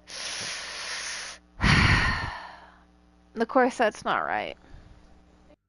Well, usually it's tied in the back, but I didn't have it where to tie it. You would need probably an actual like leather corset, and it would need to be over the pants, not underneath them. Well, I mean, like, but the problem is... Again, it would have to be like a leather one, yes. And then from there you could match it with like a short kind of like bikery crop top jacket kind of a thing, and you'd have the perfect ensemble. But yeah, you're on the right track, but you need a different kind of corset. Yeah. Yeah. They are. But otherwise, I don't. It's not gonna work without like that kind of a look going on. But this looks a lot better than what you first walked in with. Yeah. They make my legs look good. They do. All right. She went back to her room. I'm grateful.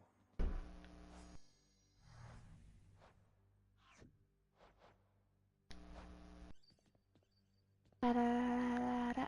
How goes it, Shanes? Father's chambers, always locked. Stay out of there. Ba, ba, ba, ba, ba, ba. No, we are not on Spotify, unfortunately. Damn. Okay, so but they're on what? 'Cause here, I'm gonna text it to our DM and then pin it so I can remember it. So they are called what again? Finance and women's suffrage. She's a character, I'll give you that. Hazel Love. And they were well, okay. So So they're called what? some of Dark Adventure Radio Theater. Dark Some of their stuff is on YouTube, not all of it, but Okay. they have physical stuff as well as they're on Audible. Okay.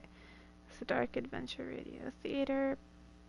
Pin message. And they released a 6-disc huge epic adventure for the Masks of Nyarlathotep story. Ooh, that's cool. Yeah, this is the trailer for it. Loves her. So what? You'll make a good husband. She's lucky to have you. I'm the lucky one. Oh, look, there's Victoria now. Come, I'll introduce you. Excuse me, Agnes. Hazel, darling, there's a telephone call for you. Here? Who would be calling me here? And tonight? Surely it can wait, Victoria. Have them take a message. I believe it's a matter of some urgency. He sounds desperate. Who, Victoria? What is it? Hello, ladies. Victoria, I'd like you to meet my aunt, Berenice Buchanan. How do you do? I'm How do sorry, you do? Marcus, but Hazel is needed on the telephone. Excuse me? Victoria, who is it? Take the call. All right. Take the call. Pardon me, I'll be right back. But Let her go, Marcus. Who was on the telephone? Victoria? Yes. Who could be so important to interrupt their engagement party? It's Jackson Elias. What? Him? Why is he calling? Why now? Jackson, how did you even find me here? I'm an investigator, Hazel. I can find... Well, you've got some nerve. Telephoning me tonight of all nights. I know, and I'm sorry. But I've got to meet with you. It's happening. I'm here. The path toward the surface lies somewhere beyond all What the fuck? I'm here. In New York. You're here? What? No, I can't. Oh, it's out of line for you to even ask. Oh, Hazel, it's nothing like that. Something serious is going on, and I need your help. Now. I'm sorry, but who is this Jackson Elias? Hazel's former... Oh. He sent a telegram last week. I sense it's something that can't wait. Something bigger than all of this. Oh, one of your psychic premonitions, is it? Something bigger than Hazel and Marcus's future. Agnes, there's no need. What was in this telegram? Something about Carlisle not being what we think and... I want it! Oh. I'm gonna buy the disc set. Yeah, are you? That's fair. I mean, hey, if you really enjoy something, like, fuck it, right? I've always loved anything. There used to be an old show I would actually listen to on the radio that was Dark Science Theater. Well, that's cool. And that was a very similar concept, and since Damn then it. I found them, and I'm like, oh my god, yes, I could listen to this old-timey shit again, and it's actually well done, and some of the shit is actually kind of scary, and I'm like, yes! Yeah. Yes! Are there any good Eldritch horror movies that we could actually watch? There's the one that I know about. It's like, I would be down to watch one with you, to be quite honest. Well, I that's just don't one know of the what's problems. good. It's technically an Eldritch horror movie. What is like Stephen King's it? Yeah. Yeah, I mean, I've seen the movies, but I would totally be down to rewatch them. As much as I hate clowns, those movies were really well done, and I actually really enjoyed them. No, I'm just saying, Yeah. the clown is an actual eldritch creature that exists in the That mythos. makes sense, because, like, his actual true form isn't it a kind of, like, eldritch-looking spider with the 3 glowing orbs at its center? Mm-hmm. Yeah. Like, fuck that. Yeah, I forgot what his title is, but he is a sea god's might. a shape-shifting dream god. Makes sense, actually, perfectly. Ooh, that's a gift, give me that. because, and that's kind of like how his whole shtick works. He like finds out what people are scared of from their nightmares and their dreams, and then from there begins to manipulate and affect them to eventually consume the only them. power he has over anyone is their fear. If they, in the mythos, even in the stories, if they fear him, then he becomes tangible. Yeah. It's a little bit different, where they kind of suggest that, like, normally he'd be like mist or something. Like, if he had a sword in hand, and only because you were scared would he slice right through you. But otherwise, if you tried to swipe it across you and you weren't scared, then it would just fade away. And so he only had as much power as the fear that was given to him. Which is why at the end of chapter 2, like, he literally turned into nothing but, like, practically a fucking withered baby. It was because they were just like, we're not afraid of you anymore, you fucking whore. Which I've always honestly kind of hated that. Yeah, same, actually. I'm not afraid anymore! I'm not afraid anymore! Right? It's like, that's why stupid. I love that movie. Come out, I'm not afraid anymore! Pops out. Ah! Fuck! Like, fuck! See, the Eldritch Mythos is why I value that one comic that's like, I'm scared of the dark, can I turn light on? Why? You know what kind of shit's in there? Shows light. That shit's fucking terrifying. Oh my god, I remember, yeah, there was like a comic of like a mom and her kid, and she's like, I'm afraid of the dark. It's like, oh honey, don't be. And she flicks the light on. See? It's much better when you can't see it. I was like, holy metal Jesus. Yeah. That's like, that right there, it's a funny comic, but that right there is the essence of Lovecraft writing. I mean, that's fucking fair. I want to know about this because it's terrifying. No, you don't. No, you don't. Because it's fucking horrifying. Like, right? You don't want to know what this is. What are you talking about, Willis? You really don't want to know what this is. Oh, Mom said she's on her way home. Oh, hey, this is where I died last time. Same enemies, too. Ah! They're trying to do it again. It's the fucking... Yeah, they got me. But Death Defied. It's the bomb-toting fucking skelly guys. They chuck the bombs and they blow up and they make me cry.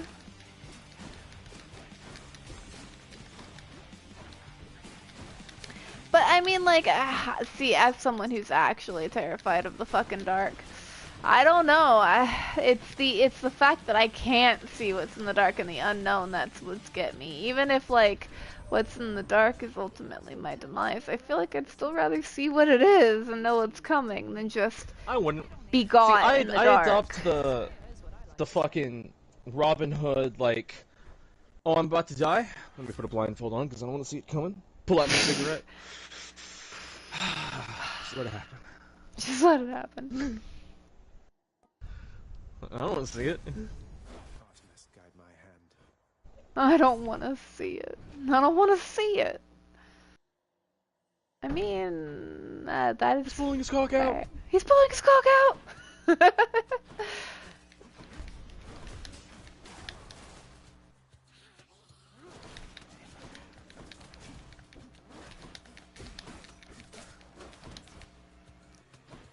He's pulling his cock out. Wait, is someone still alive? Oh, there you are. Hi. Die. Nope, never mind. I dodged onto a trap and I'm the one that is actually gonna die. Out of my 3 deaths, 2 have been caused by traps. Yikes. I've got to stop walking on spikes like that. Yes, Zagreus, I agree. I've gotta stop walking on spikes like that, man. You're absolutely right. What happened to Hypnos? He's pulling his cock out. timing of that was actually pretty great. 'Cause, like, as I went to make that joke, Zagreus ran by where Hypnos normally is. And he's like, "Where's Hypnos?" And then I was like, "He's pulling his cock out." He's pulling his cock out! He's pulling his cock out! Hypnos, no! And then Hades laughed! Just the perfect sequence of events. I don't, like, I have to say, kind of hate to say it, because the guy has some genuinely funny moments. But most of his popularity is just because of how he sounds. He always sounds so monotone, even though he can have emotion in his voice. You're talking That's what about makes him the funny. streamer, right? Yeah. Yeah. That's what makes him funny. Like okay, so I know him for like 3 things now. The he's pulling his clock out thing that you sent me. The and then the like cut and fade, reappearing thing. And then finally when he was doing some full blown, like the one video of his that I watched from like start to finish was him like reacting to someone else's like react to something else where they were bashing on something and he's like, they're fucking stupid and they're just doing clickbait and this is why. And I was like, okay. I don't even remember why I was watching the video, but those were my 3 instances of actually being like exposed to his media, other than knowing that he got popular, you know? He's pulling his cock out.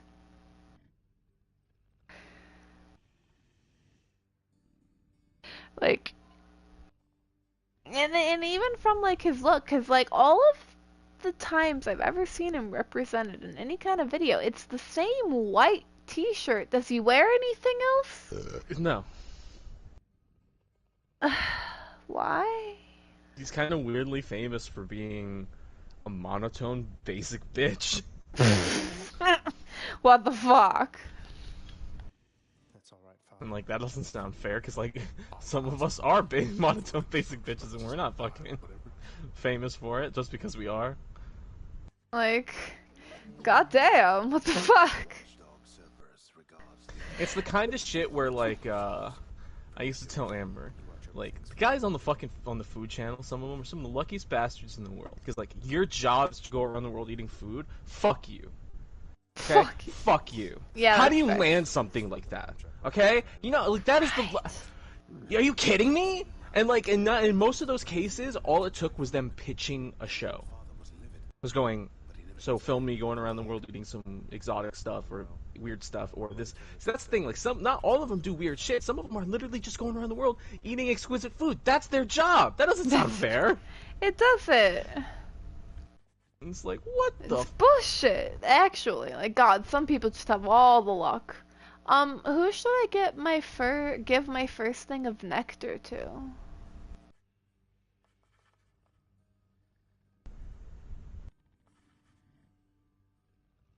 By the way, I haven't come across Ducey yet, because I imagine I don't unlock her until I... Oh, no, there she is! Okay, I can see Dusa. But yeah, who should I give my first thing of nectar to? I don't know. Is there any particular style of play you've liked so far? I suck with the bow. I like the spear. I haven't tried the shield yet. Sword's okay. If you like the spear, who the hell gives you more damage when you're in range? Yeah, 'cause like I tried the bow, and it was bad. Like the normal square attack like just kept kind of getting me fucked. So eventually I had to kind of resort to relying on the triangle and my circle, which I did have kind of like a seeking thing on, which worked for only so long until I finally eventually died. But yeah, the bow was not a great experience.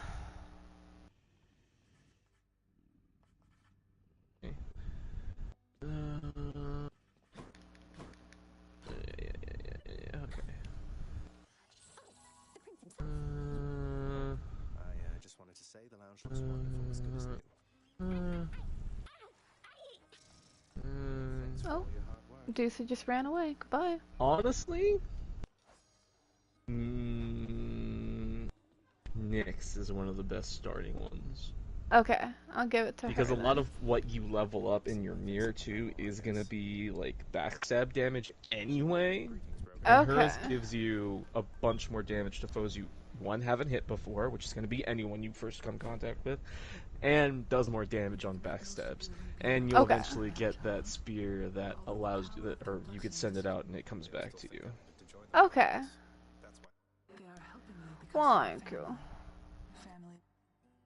And when it comes back to you, it does backstab damage on the way back. Ooh, I like that. Alright, here you go, Nix. You get the first gift. You know your father does not like it when nectar is doled out on the premises, dear child. I'm very grateful, Nix. I Damn, got the guys, that's hostile. black shawl keepsake. Woo. What's hostile? One guy was like,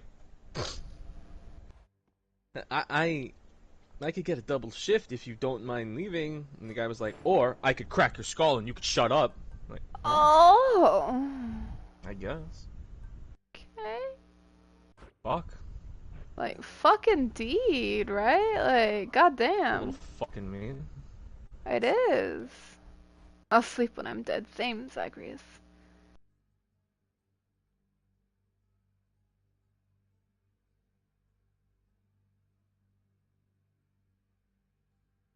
Takes a long time to load into the... Huh? Oh, yeah, here. Got something new to try. Deal 10% damage when striking undamaged foes while striking from behind. Hey, just like you said. Clear 25 encounters to rank up. Okay. All set. Prestigious blade of the underworld. I need your strength.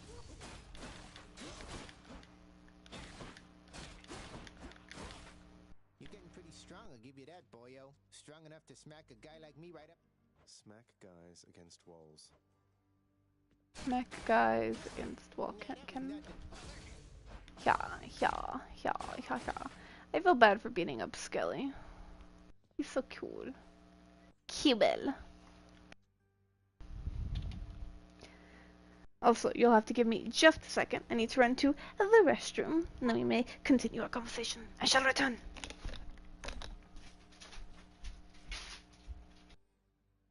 Apparently, it fell out of my bag.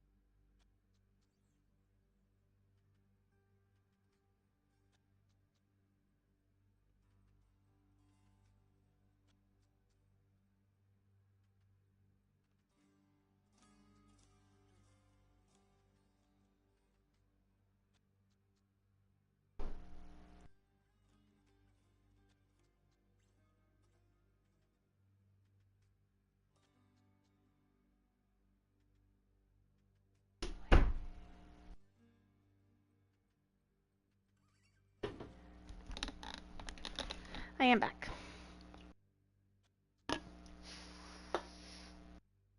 That was gross.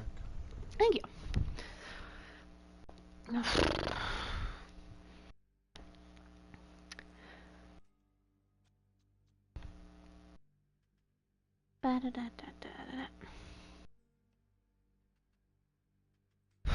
All day I've just been like, every time I've gone downstairs out of sheer force of habit, I've opened the back door.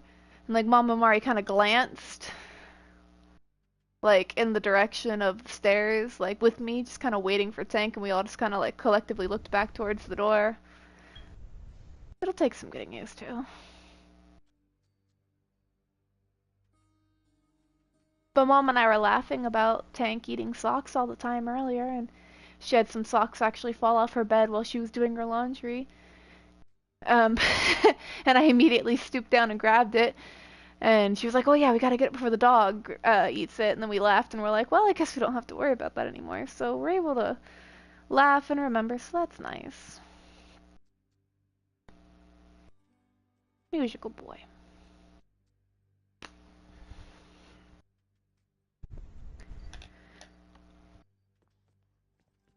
Pa, pa, pa, pa, pa, pa. What are you doing in Cyberpunk right now? Main story, side quest.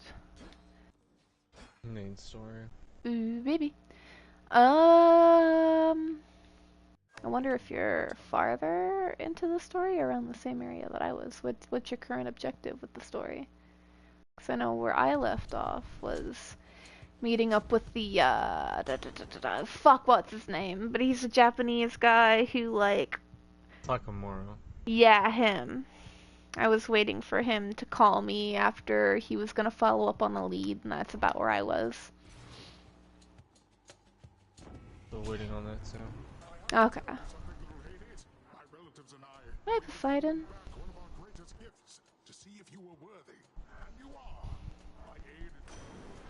Oh, do I get to do the call now? Okay, so call is R2.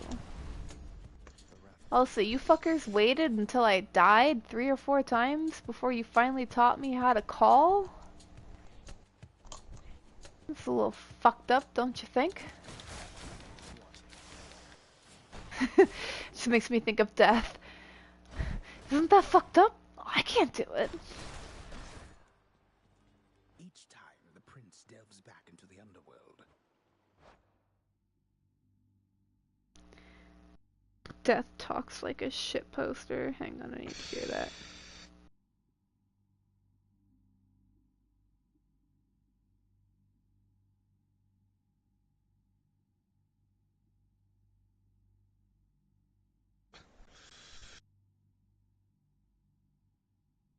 Oh my god. Castlevania, that's what it is. I was hard blanking on the name of the fucking show.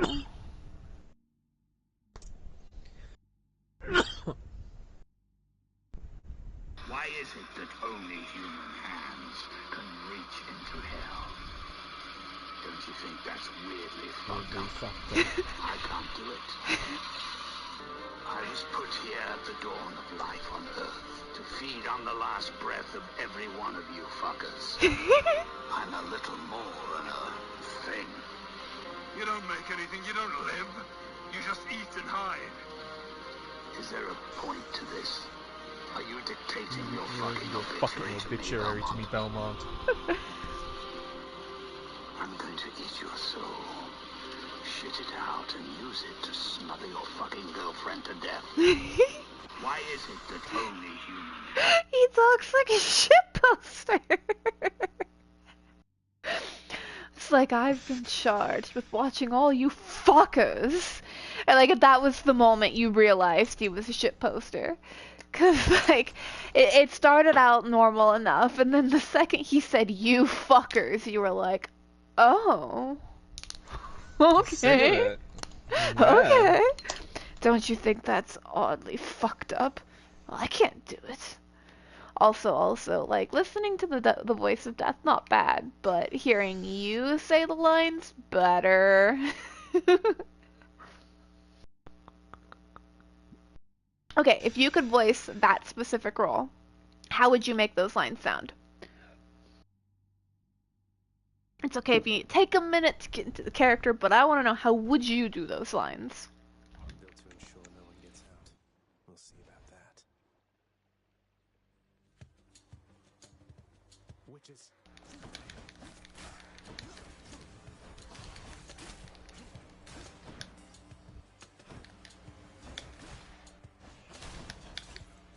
Honestly, it wouldn't be that far off. Okay. I feel like you'd give him a bit more of an accent, though, actually. This can unlock a way. Human hands are the only ones who can reach into hell. Isn't that weirdly fucked up? I mean, I can't do it. Me, no, I Is there a can't do point to this? Are you dictating your fucking obituary to me, Belmont? I like that. Cause like it still kind of has like the rasp. It's your soul. Shit it out and use it to smother your fucking girlfriend to death. Yeah, I like that. Cause like it does have kind of like the rasp that you would associate with death. Because I mean, you would imagine death doesn't have any actual physical vocal cords. There'd have to be a rasp or a rattling about his voice. But I do think I like yours more simply because your voice feels stronger than the other one. His kind of sounds a bit more, I don't want to say wispy because that's not right, but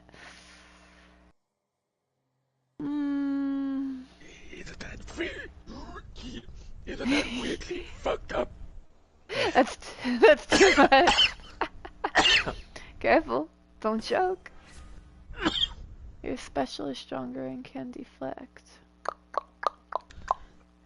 I mean, it's rare, but I think I'd rather have my dash reflect instead, to be quite honest. I don't want to die while I'm dashing. That would be fucked up.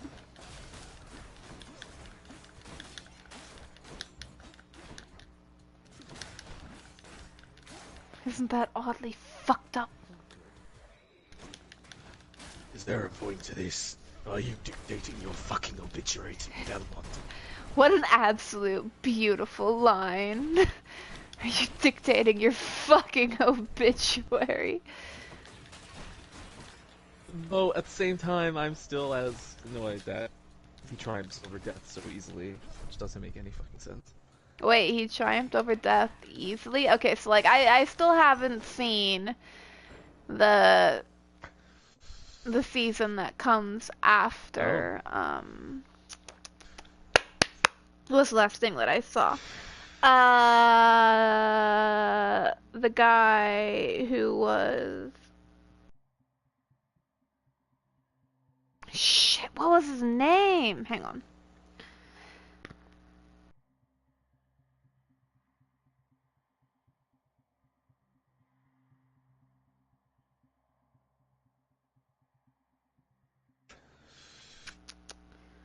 It was... Why do none of you have it? Like, fuck, some of you... Was it Isaac?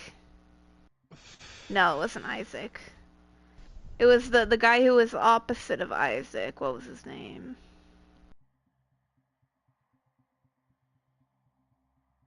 Hector?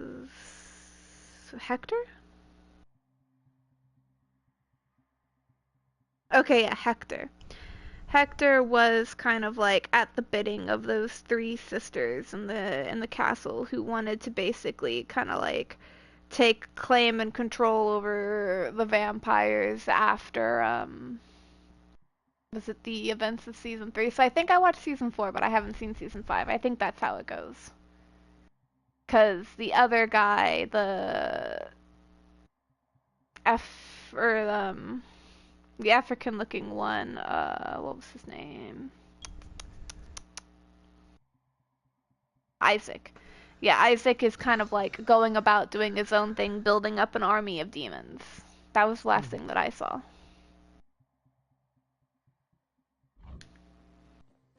Fuck you. Yes, fuck you too. Fuck you too. Yeah, he had I think just destroyed that kind of like castle area that had all of his people enslaved. You know what I'm talking about? Yeah. Yeah, that was like, that's the last coherent thing I can remember.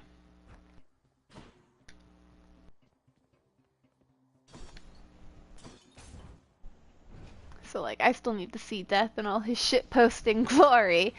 But really, Belmont triumphs easily over him? I feel like that's a bit kind of isn't that doing Death dirty? I mean, he's fucking Death. No one escapes Death. That's the whole shtick. Everything dies. You can't escape Death.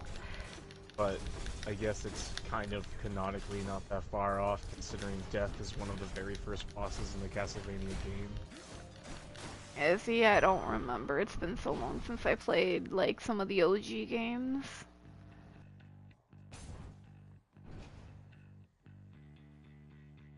Like, I have very faint recollections of the last, like, OG side-scroller Castlevania game that I played.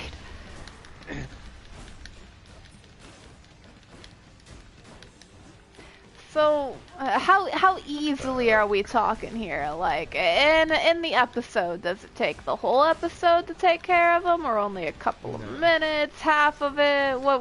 How disrespectful are we talking here? It's pretty fast. Oh, that makes me sad. Oh my god, I hate this crystal fucking thing. I can't even get close to it.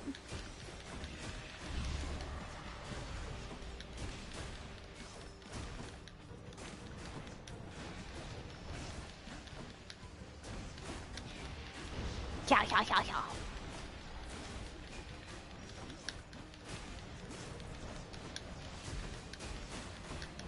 This room is probably actually gonna be my death. Because I feel like this is a fucking mini-boss versus an encounter.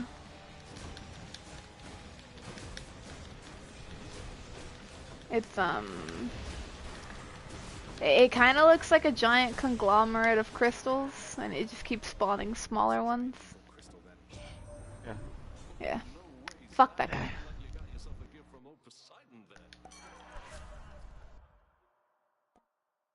Gain when you pick up, receive one. Yeah. Time to feast. Who should I give this to? Ooh. Damned lost soul. Give me the gems.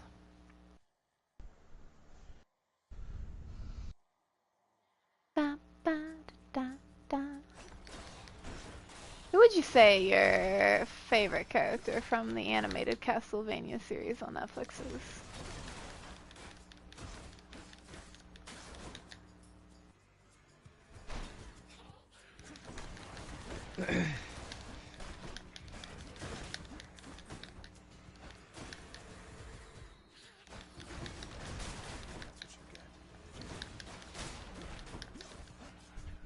You could also choose like one quote-unquote hero, one quote-unquote villain.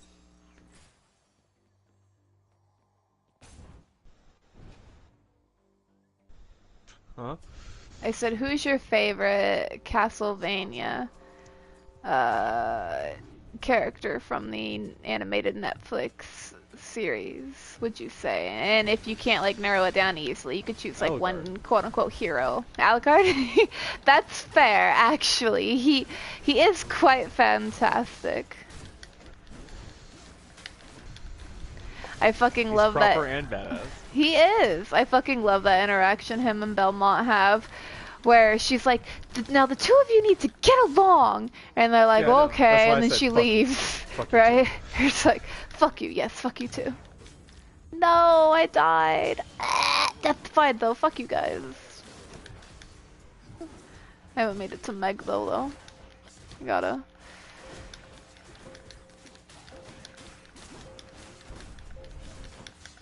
I have to at least survive long enough to get more shit. You can't do this to me. There we are. Key or darkness, key or darkness, key or darkness, key or darkness. Ah, key.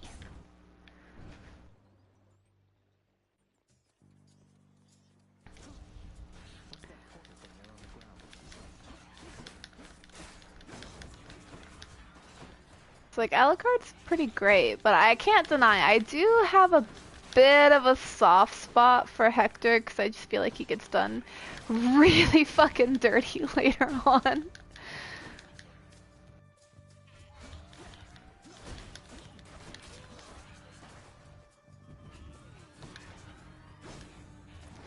Stop hectoring me.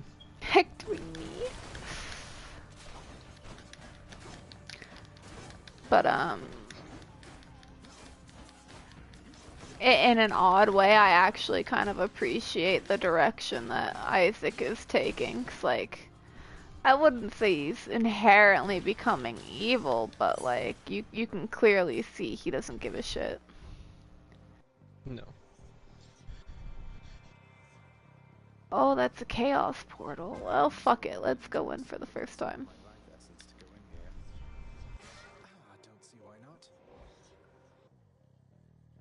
Let's meet Chaos for the first time ever. What is that? Within the underworld. I'd best take all the evidence I find. This is not someone I recognize. Have we met? Although we have met in a way. I know everybody here. For the next 3 encounters, each time you attack it.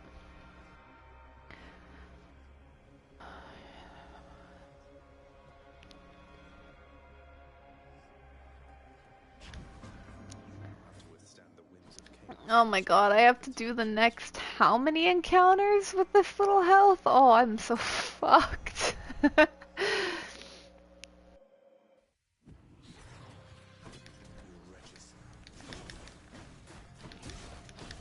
I think I already used my Death Defied, so like, I have to be super careful.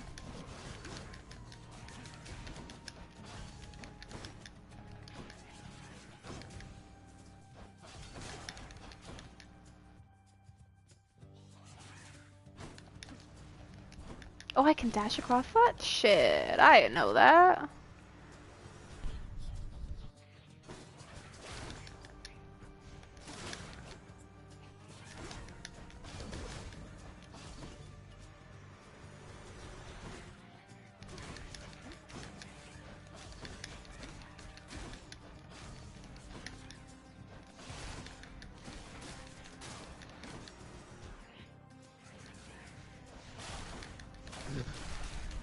Ooh, 10 HP in a dream, baby!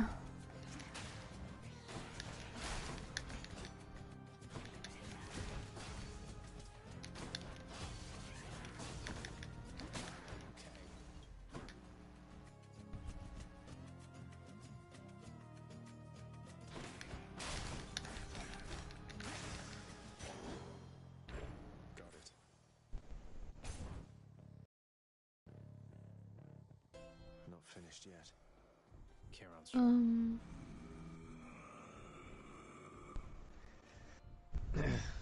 I think that I would like to buy the heal, please. Gimme. Thanks. You found me, little nephew.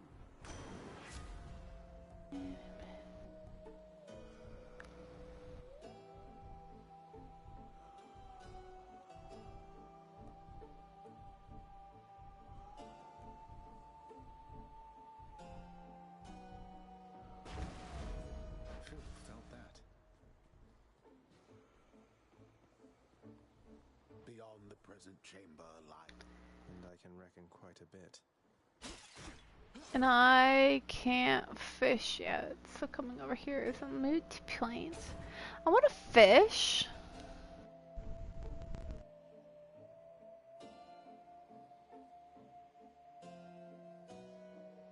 God, you didn't get the fishing pole until so long though, right? Mm-hmm. Goddamn. Alright, Megara, this is the second time I've seen you. I'm gonna try to get you. Just because Chaos is giving me the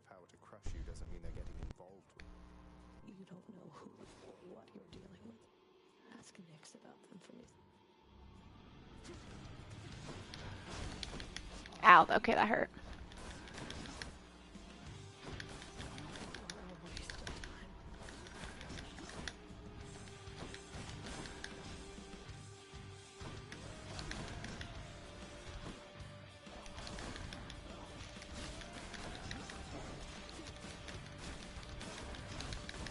Ow, fuck you, bitch.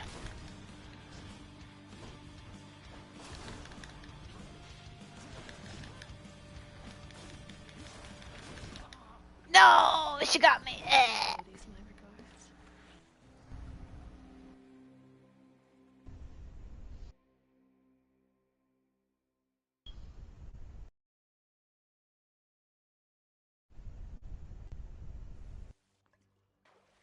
Damn you, Meg. You were absolutely right, though. I'm actually, so far, kind of loving this combat system immensely. Oh, hey there, Dusa. How's your endless toil treating you?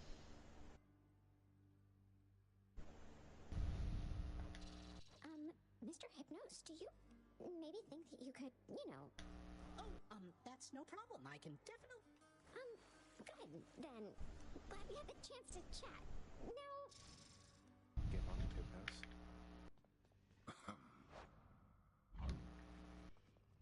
Blood and darkness. But this... Father, everybody's dead. What would you even know of honest work? At least the wretched dead.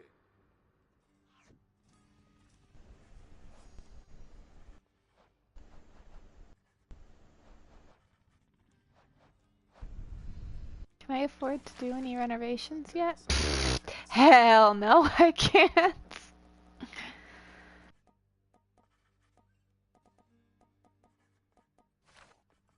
God, Kayla. What? Oh, God. What?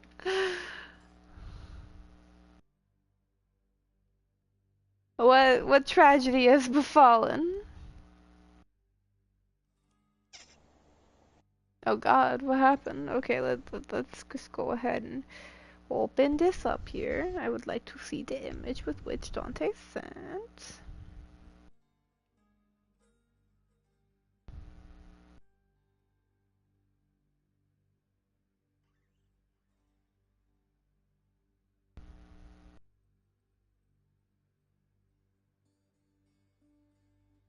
You do not have a drink. No, and most importantly, a splash of love. Oh my God, she remembered, and I hate it, and I love it, and I hate it, and oh.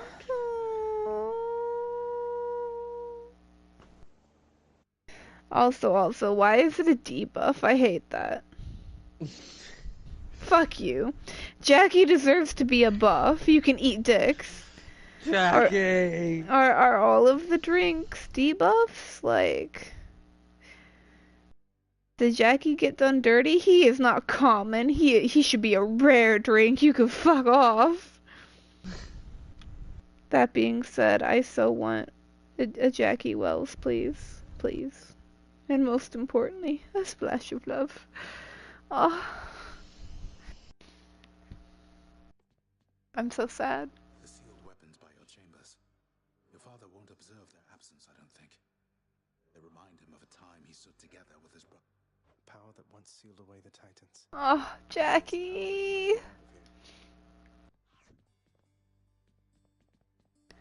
Alright, I got my second gift. Who fucking wants it, mates? Oh, hi, shopkeeper. What's for sale? You'll give me 20 gemstones for 2 of my keys? How about you go fuck yourself? No, I'm kidding, you're great. Megara, the featured servant of the house. The lounging area within the House of Hades is... It's better than nothing. Too pricey for me.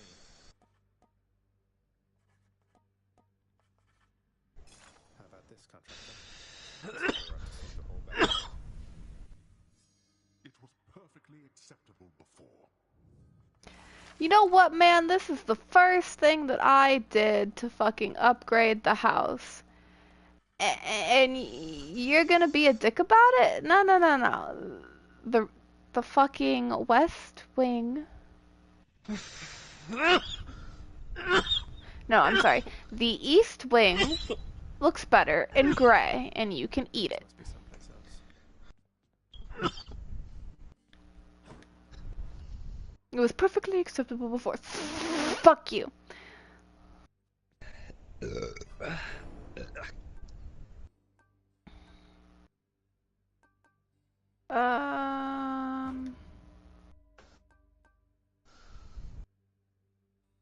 Oh, that's already at max? That fucking sucks. Oh, I need keys to unlock the next set of talents. Okay.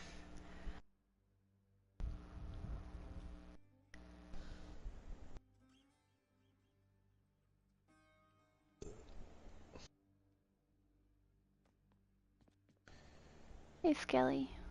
Once in a while, pal, you're gonna see a real fancy bozo try to ruin your good time. You'll know him because he's glowing like... For a good time, beware the fancy glowing bozos on my quest. I've got. Oh, I get to use the shield for the first time. Okay, so that's bash, defend, bull rush, throw. Okay.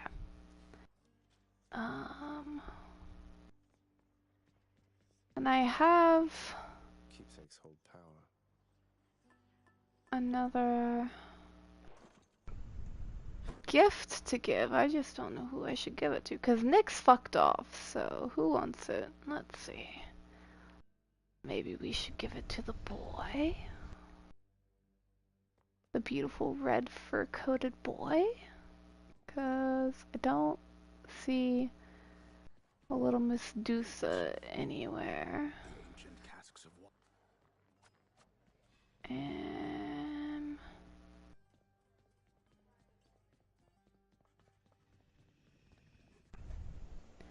yeah, I'm gonna give Cerberus. Pat your other heads, huh? No.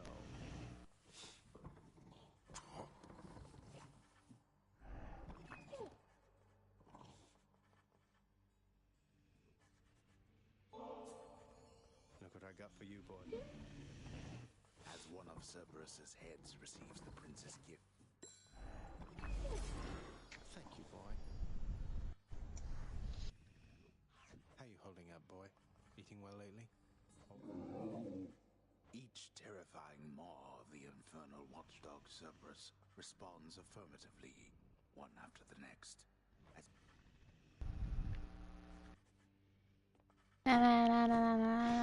Oh shit, I have 2 gifts that I could give? Wait, I can give a gift to Hades? Why the fuck would I give a gift to Hades? Does he even care? No. Does, like, yeah, so I don't get anything, it's just a waste of resources, right? Yeah. Fuck that! You eat it! Achilles, here you go. This really is for me. You beat me to it then, as I had meant to give you this one. Thanks, man. Thanks so much, sir. Fucking giving Hades a gift. He's an asshole.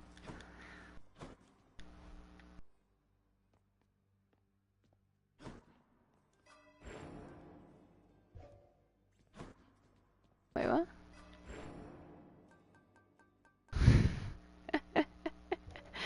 I have exactly 1 darkness to my name. I'm wide awake.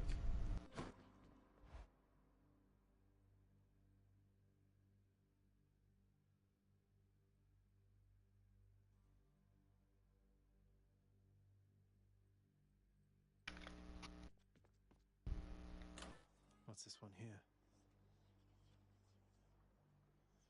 Take negative 20% damage from the front, but take 10% damage from the back. That doesn't sound so great.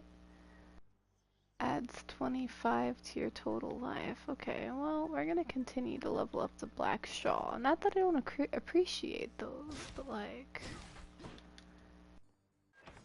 damage.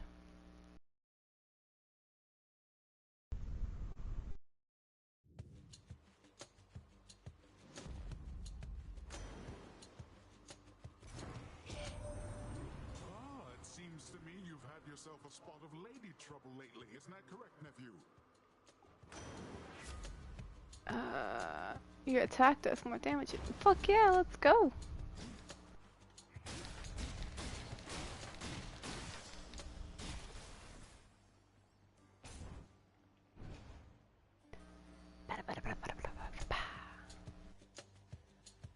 Jackie.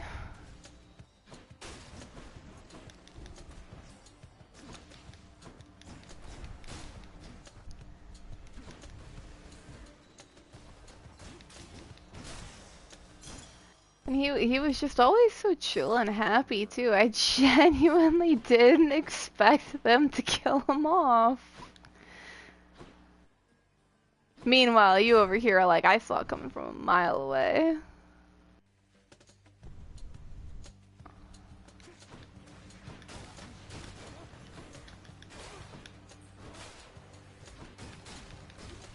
Wow. Especially when like he followed us around for a couple of fucking jobs. I thought for sure he was like, okay, this is gonna be like your companion character. We're not gonna kill him.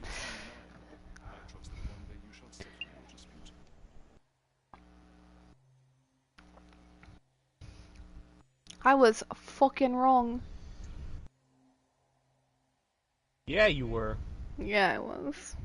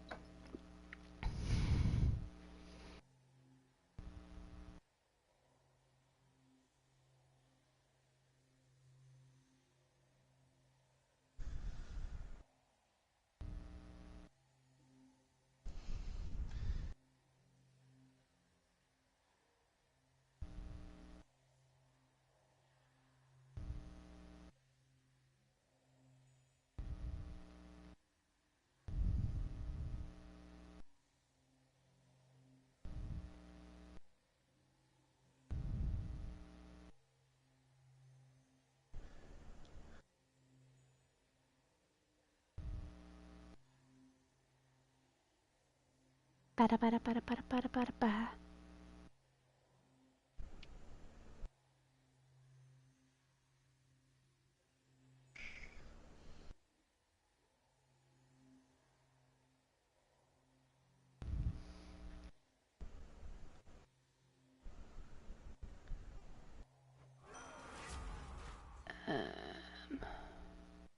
No, I don't want you to replace that. The War God's power. Bah.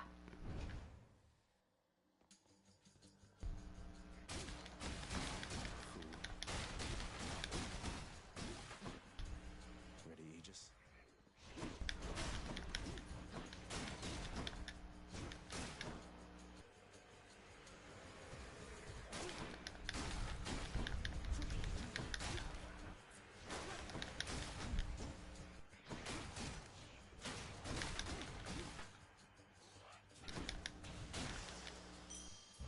Bing!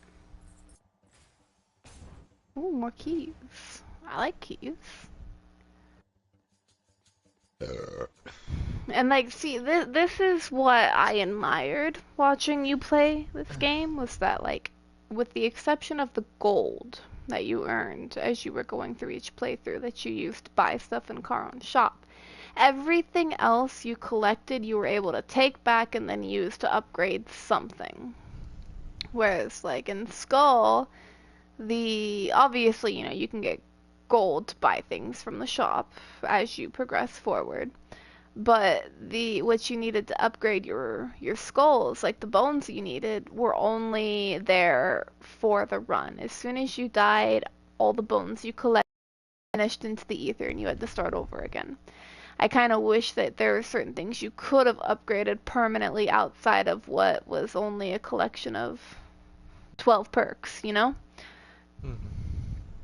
Which, don't get me wrong, those perks aren't bad, and as I continue to play and die repeatedly and level them up, eventually I'll get to the point where I absolutely will be able to get to the very end. But, like, to even get, like with this, you know, you could get Death Defied with, what, 30, 50 darkness very early on. I can't get the equivalent of that in Skull until I get 3,000 dark quartz. And the most I ever got from a single run was the farthest I ever got, and I got 700 from it. But normally I average anywhere between 1 to 300 dark quartz a run. That'll take a long time to get up to just put the first rank into that, you know? Yeah. And I'm already into the hundreds of my attempts. Like, I have done a lot of fucking runs. And I've only made it past the Liana sisters of the whatever the fuck Kingsguard, like the third major boss. No, once. I've only beaten them once. Cause they are fucking hard. Cause like you fight two of them and they both have their own separate health bars. And like at first they come at you together and then one will come at you and the other one will hang out and then they'll switch off. And then when you defeat one, it becomes like an Ornstein and Smough situation, where the other one then like enrages and kind of like absorbs the other's power and then goes apeshit on you and practically heals up all of her damage. Like there was one time where I did so much damage to both of them, I got the second one actually when she turned into her like ultimate form. She only had 25% of her HP, but if you don't do that much damage to both of them, when she transforms, she will be full HP, and then it's just a big old shit show, because all of her abilities are way worse and way stronger and harder to dodge. It's just shenanigans. Sounds easy as fuck. Does it really? Yeah. Really? Or are you just fucking with me? Really? Like, having them dash across the room every fucking 2 seconds and like fucking all of these lines that fill up the whole screen that you have to dodge, otherwise you take all of this damage. I don't know, man. Yeah, that's nothing. Is it? Oh shit. I guess I just gotta get good, right? Yeah. Who the fuck is hitting me? Who are you guys? Fuck you. Give me the darkness. That should be Charon shop. So we're gonna go this way. Oh wait, no, did I make a mistake? Is this isn't one of those rooms where I have to choose between favor, right? I don't want to do that yet. I haven't experienced that yet, and I'm not keen to.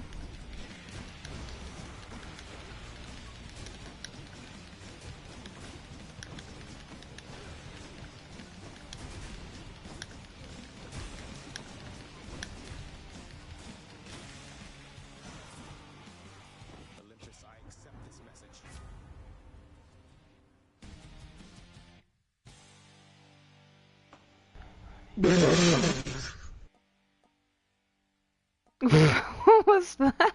I just got called and immediately hung up on the person because I'm in an area for a mission. There's like multiple people trying to call me. Oh, okay. Press like R2. 2 times in a row. I'm in a mission area. Hey, I can't talk to you right now. Hang up. Hang up. Different person. Hey V, do you mind if I can't talk right now? I can't talk right now. I see you there. I can't do it. I see you there, Hades says. Survive for 45 seconds. How about he eats my ass?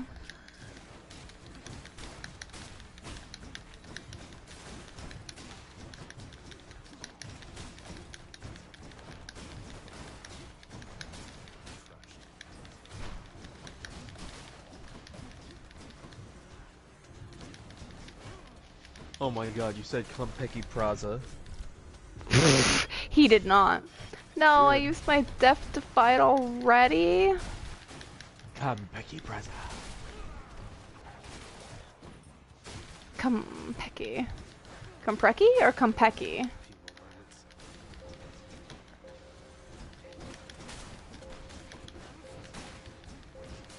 feel you're racist. I am not. I'm just wondering what you said. Do you mean that darkness side that I almost died for? So racist. What is so the pomegranate upgrades an ability you already have, right? Uh-huh. And the hammer upgrades what? Hammer is better. Okay, going. Bloop. Hammer will change and boost how your weapon works. Okay. I mean, it might just very well be a moot point because I have 14 HP and I already used my Death to 5, but we'll see. Maybe I get a little farther. Who knows, right? Hopefully, although you should see that hammer. Okay, well we're down to 8 HP, so like 5 HP. My weapon's hidden talents. After blocking a foe, gain 20% damage. After special, your next 2 attacks hits for 80% damage. Yo? Feels lighter than before. Okay, if I can at least get to the end of this room, I'll get another nectar.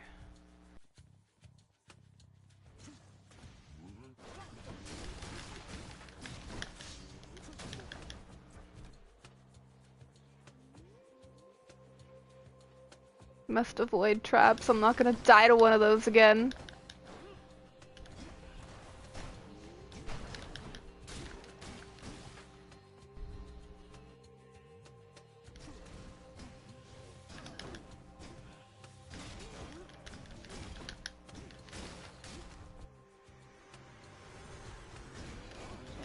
No! I don't even know what hit me. It did 10 damage to me though, and I only had 5.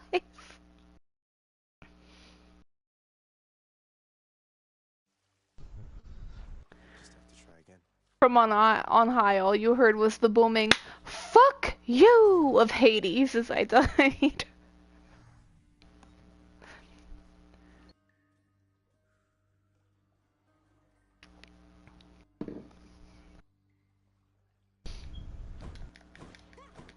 Oh hey, Hypnos, let's talk. Have you tried moving out of the way? Have you tried sucking my dick? Have you tried eating my asshole? Right? Have you tried eating my ass, sucking my dick? Considered eating my asshole? You better spruce it up with some whipped cream first. That's why I love the, and Aaron can eat a cold bag of dicks. No, you can eat a hot bag of dicks. Pause. Currently in the process of microwaving the cold bag of dicks. The cold bag of dicks. Currently in the process of the cold. I love that, actually. Oh, hey, Hades. Fuck you. Cerberus is on my side. Sorry to disturb your rest again, Cerberus. You've done a good job. Cerberus is the best boy, but I love him more. You're fortunate Cerberus sees something in you. Cerberus thinks I'm the bomb, I'll have you know, father, and you can suck my nuts. Suck him!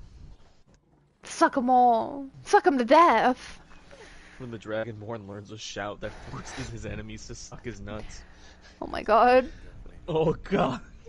I would abuse the shit out of such a shout.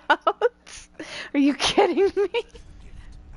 In the world of Skyrim, if there was actually a shout where I could make someone suck my nuts, I would make a male character and go to every single character in that game that I couldn't stand and just shout at them to suck my nuts. I would abuse the shit out of it.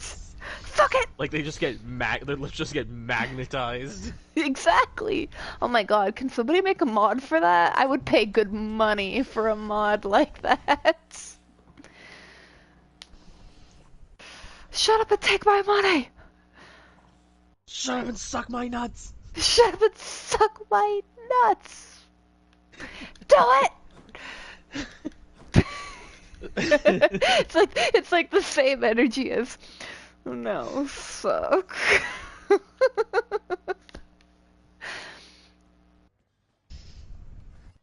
Hey chef, I don't have anything for you to do because I can't fish, but beautiful kitchen. Is Megara? Oh, Thanatos. Or Meg, okay. Well, not for long. It'll be other people soon. Hi, Mom. Sometimes I get the impression the Olympians look down on those of us born of the underworld. The gods of Mount Olympus tend to think themselves above us, child. Or so your father often likes to say. I can't imagine him otherwise.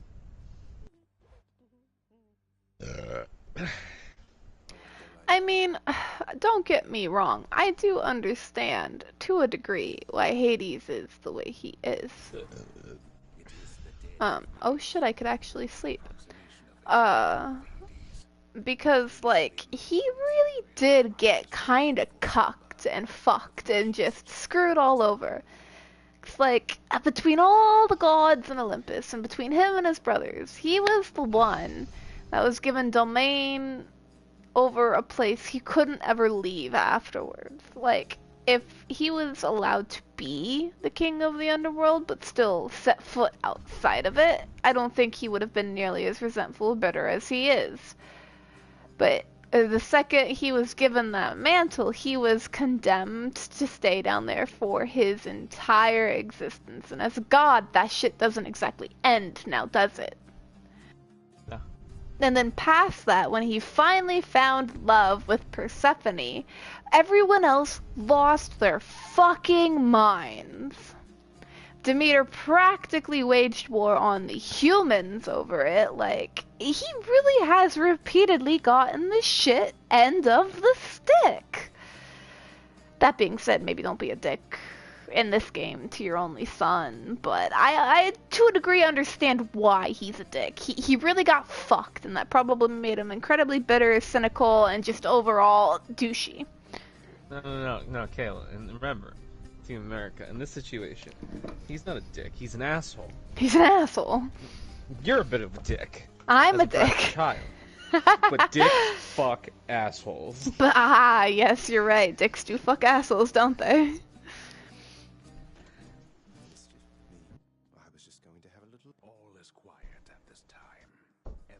The ever-dreaming Hypnos put a house upon the spell, as willful Zagreus had asked of him. All are fast asleep, save for the prince. Exactly as he planned. Hypnos was a really huge fan of waiting till people fell asleep and fucking them in their sleep. Not cool, Hypnos. Not cool. Right, Hypnos. Consent's the thing, man. You can't just put someone to sleep. That shit's not right. He ventures towards the stately throne of his lord father, half expecting to suck dick, but ill expecting what he is about to find. Hypnos has a sleep king. Who would have guessed?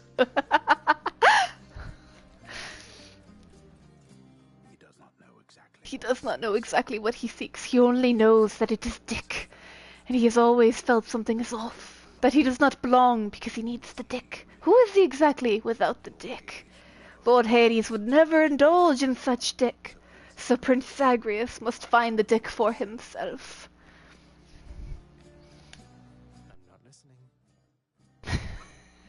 To which Zagreus immediately said, I'm not listening. Nice ad lib. Ad libs. Let's inspectigate the man's throne now. He rifles through his lord father's butt plugs, but it does not have any much import there. I can't do this.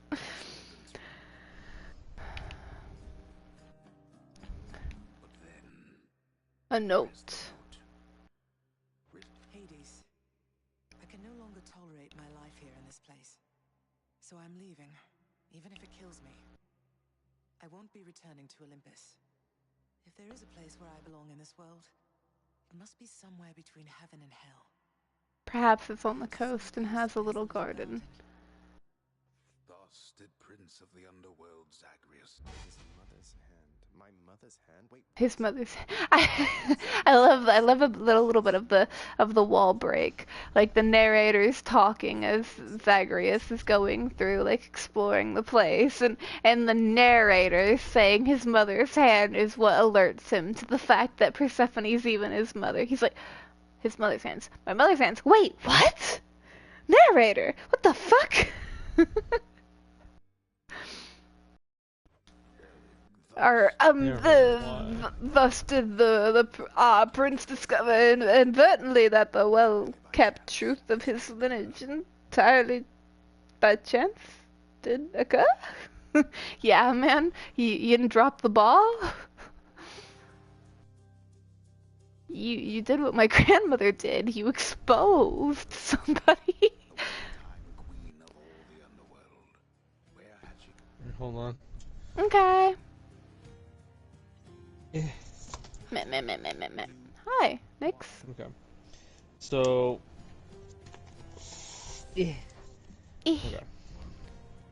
Give me a digit. Any, like, one singular digit, or just a number in general? Okay. I'm fond of 23. Any digit. Okay.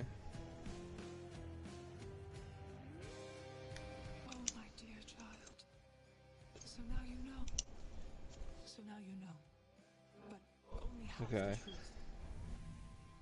Give me a noun. A noun? Hang on a second, let me think. Person, place, or thing. Yeah.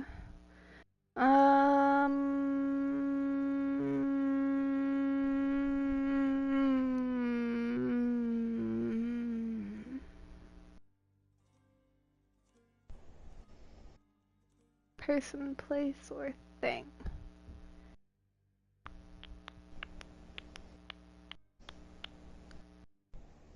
Lake.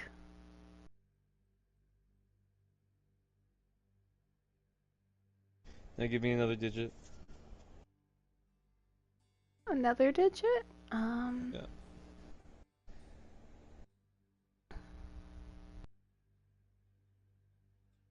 Eight. Another noun. Another noun? Moon.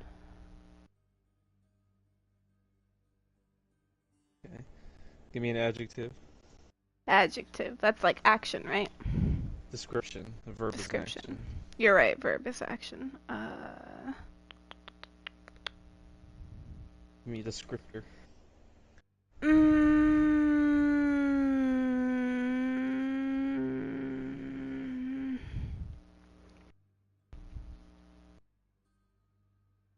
Ethereal.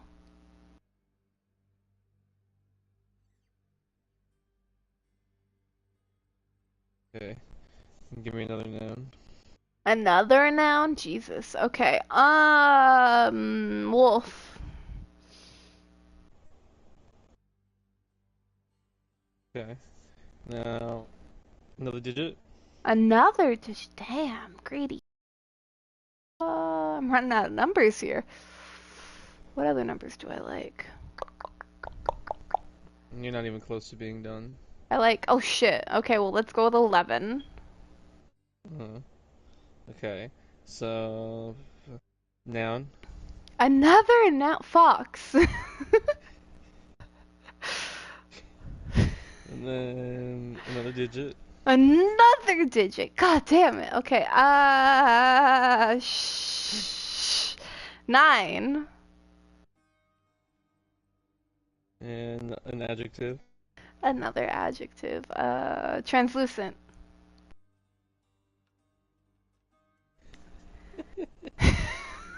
What? Okay, now. Give me another noun. Another noun.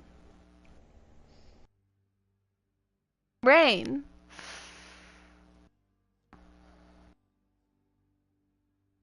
Another adjective. Jesus Christ.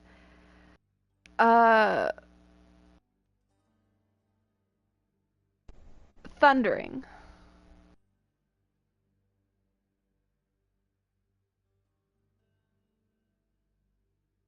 What are we Noun. Another noun? Oh my god, are we doing one of those fucking Mad Libs? No. Let's do... Salamander.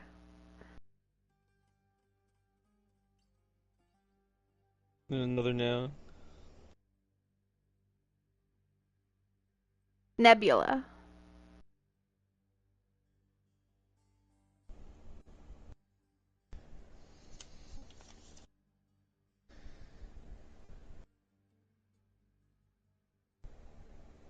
And then... So we have 23% of the internet. 23% of the internet. 23% of the internet lake, or about 8 million moons, said they went ethereal to get news, or to a wolf about the 11-year elections. We called. Holy shit!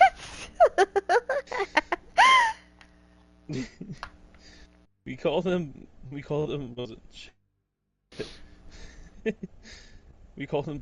Fuck. No. Oh shit! Did I merge the two lines? Oh damn it.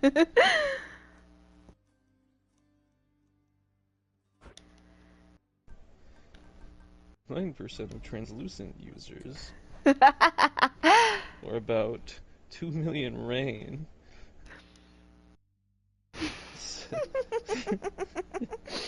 said they use thunder to discuss salamanders and one of the most nebulous jokes. Let's use this why context is so important. Cause that was gibberish. That's why context isn't important. It's supposed to sound like the ravings of a lunatic. That was fucking great. Holy shit. Well, I'm glad they got together to discuss the salamanders. I am too. Who would have known what we would have done about those pesky salamanders? Only 9%, I'll have you know. 9%! What the fuck? That was great.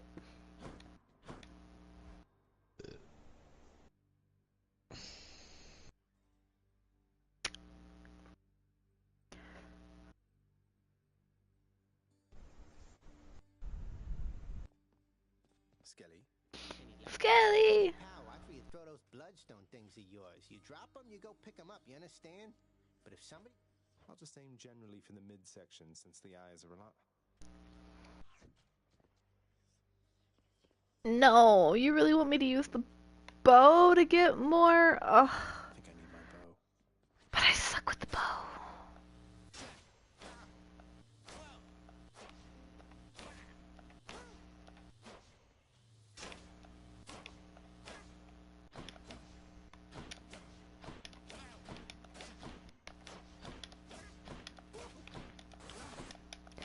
I do like the volley fire though, but like I just suck with the general square attack. I guess like you kind of have to charge it up for at least a second no matter what for it to actually be useful, right? Because if you just try to press square, all he does is just and just kind of freaks out.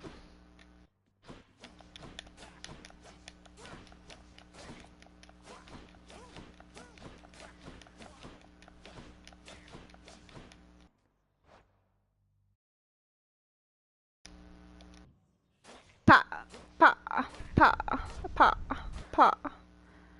Don't worry, Skelly. I'm not gonna beat you up to the point where you collapse. I like you too much. You're pretty cool. I'm going to get through all this. God, I I'm can't. gonna keep you conscious so you feel everything she says. Shut up. Oh wow. I didn't realize if you just like stood at the edge of the area with Skelly and just kind of hung out there for a second, it would zoom out a bit further and it would tell you the farthest chamber you've reached. Which is apparently 15. So that must be Meg. Megara. Megara. But god damn, I can't get over how pretty the art is. And this is Meg, more like Fig. Fig. Big Fig. Is this another one of those games where it's all practically hand-drawn? Mm-hmm. Beautiful.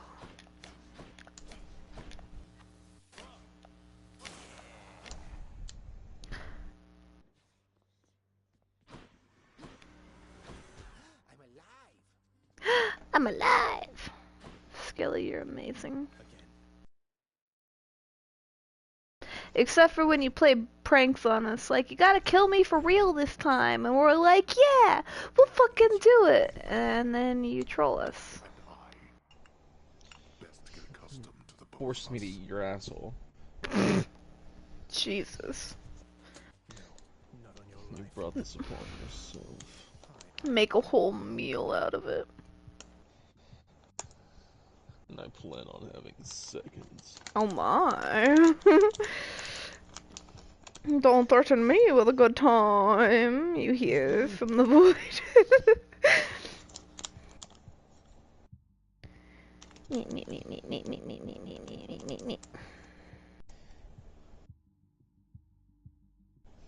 Bet, nigga.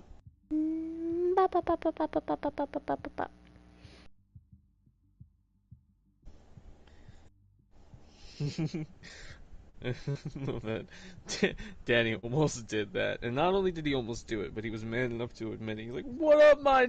Oh my god! He's like, "I almost just said the N-word." He's like, "I don't even know where that came from." I don't Aaron even. was like, "Yeah." He's like, "That shit would have been over." He's like, "My career would have been over." My career would have been right. Like that would have been the end for me. Like the absolute fucking end. It was completely. He just. Then he opened up an episode. He's like, "What up, man?" And then he caught himself. He said something else. He's like, "Oh my god, I was about to say the N-word." What up, my nittas? What's up, my ninjas? My ninjas? What's up, my boys? My boys? You stupid little nice friends. Nice friends. Wow, Jesus. Apparently, my most viewed... Stupid little cunt. My most viewed tweet has been seen by 9,525 people. Good. Goddamn. Stop complaining, you bitch. Well, I'm not complaining. I'm actually relatively happy with my growth. I'm at 132. I did lose one follower over the last 2 days, but like they can go fuck themselves. 'Cause, like I clearly stated on my Twitter, I'm like, yo, my dog died. I'm gonna vanish until Monday. See you fuckers later. A bit more nicely than that, of course. So they go fuck themselves. Besides, I posted a picture today that had the pussy in it, so like they can either like it or not. I don't give a shit. It's that picture that you and I were talking about, and I was like, you know, I never expected to be just painting a vagina while having a conversation like this. And you fucking laughed at me. Just in detail, just zoomed in, like, huh, weird where life takes you. Do. No. Bap.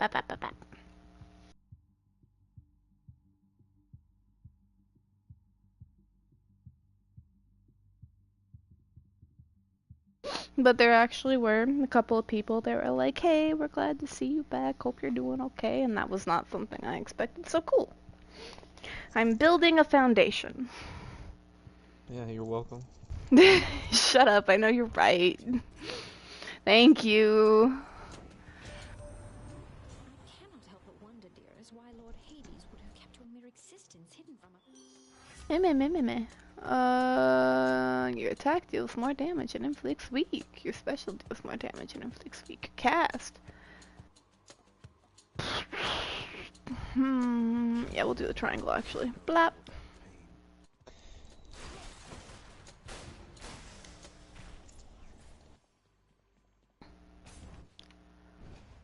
I'm the dancing demon, watch me twirl and dance and spin. I'm quick to give a smile, but I won't forget your sins. What is that from? I kind of like that, actually. Deadly. Like in the ink machine? Yeah. Oh, from that version that you showed me. Yeah. I'm the dancing demon, watch me twirl and dance and spin. I'm quick to give a smile, but I won't forget your sins. Goddamn. All set. My favorite line in all of that is the oh shit. I'm trying to remember the tune in my head of how it sounds. I was singing it to myself earlier today.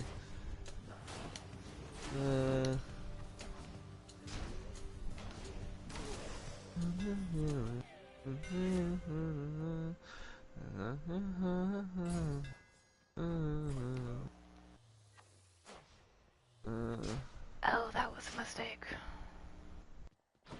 I fucked up. Why can I not remember it? It's killing me. Literally killing me. Hang on, I got you. No, you don't. Yeah, I do.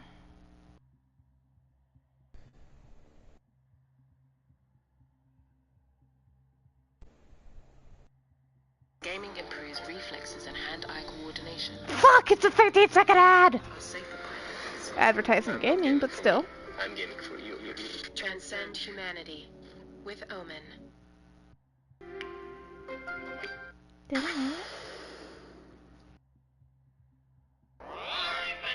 Okay, I got it. I said I found it. Bap. And it's the... Apparently it's one of the last lines. Maybe that's why I was confused. In my head I was thinking it was earlier on, but it's the... I was not always a monster, once I was somebody's muse. Innovation made us stronger, but that power was abused. The machine is thumping and the ink is pumping. Now you need to run because the demons... Yeah. I like that part too, actually.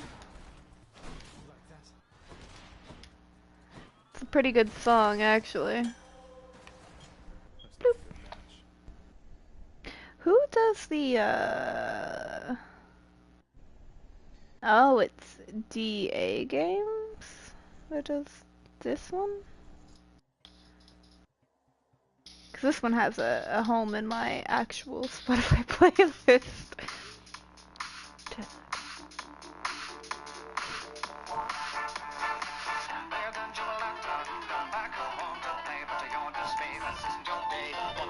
I love that one.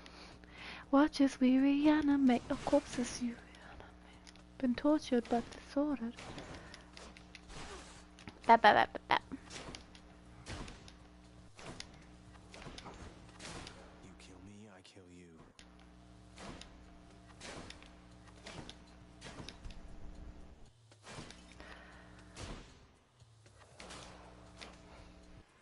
May I help you?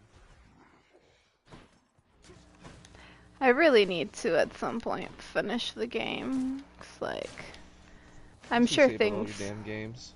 You know I that's know. why that you're meant to play them, right? Just get to the end. Listen, there's so many games though. But you're absolutely right. God's grant me strength. Ba ba ba da da da da da da da da da.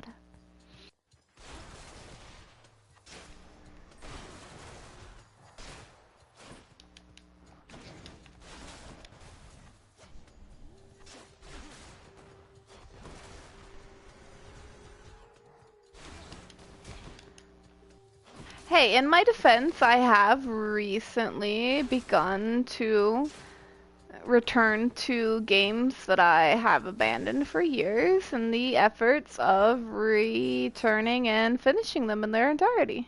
I mean, not entirety, but at least storyline. Yeah, we'll see how you feel about that the second Tiny Tina comes out. Shut up. All your old games go back in their fucking holes where you place them. Listen, I am farther than I've ever been on Horizon Zero Dawn. Like, I got more fucking progress in on Persona Royale. Like, there's an effort being made. Sure there is. There is. Now, if you'll excuse me, I have rolled myself a joint, and I'm going to quickly smoke it in the back. Akidi. And using my bong. That's fair. It is fucking grody. You know what? That's super fucking fair. Enjoy your joint, my dear. I shall be here attempting to farm on Hades, and when you get back, we can do something. Maybe. Maybe. Enjoy that joint, though. What strain is it? It's actually a mix of all the strains I've been smoking so far. I just kind of threw everything together, so fuck it. Like, are you talking about like these are all of the things that you've smoked for 2021 and the portion of 2022? Oh my. You're gonna have to let me know how that hits then. Yeah, right. Right? Let me know how that feels. Alright, sounds good. Ba ba ba ba ba ba.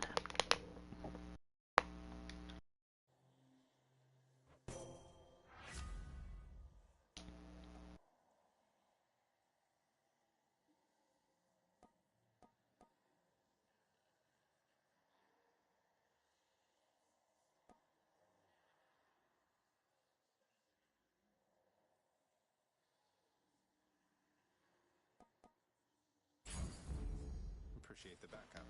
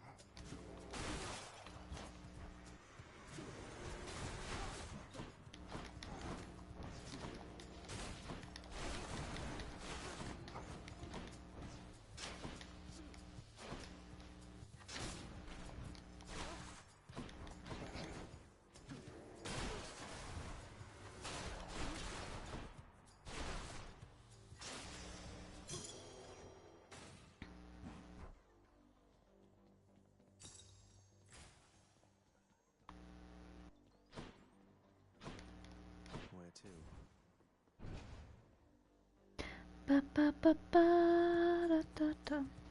Let's see how quickly I can slay you all.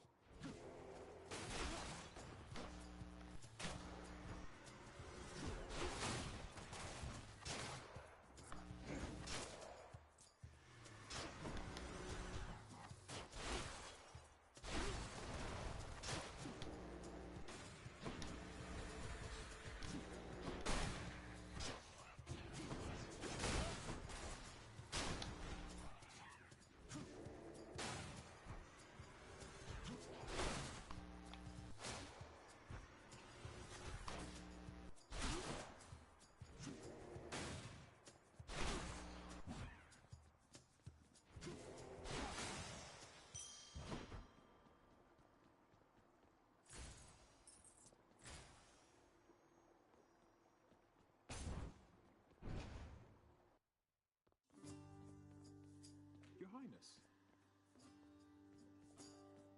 Hey, Prince Ed. Must look like I'm slacking off with the old boulder here, but I was just getting back on my feet. The Fury Sisters don't often leave me be. Oh, you know, just out on a little stroll is all. Do me a favor, though. You see the Fury Sisters, let them know I was headed down the way I came from, will you? Oh, I'll let them know, all right. I hear you loud and clear, Your Highness.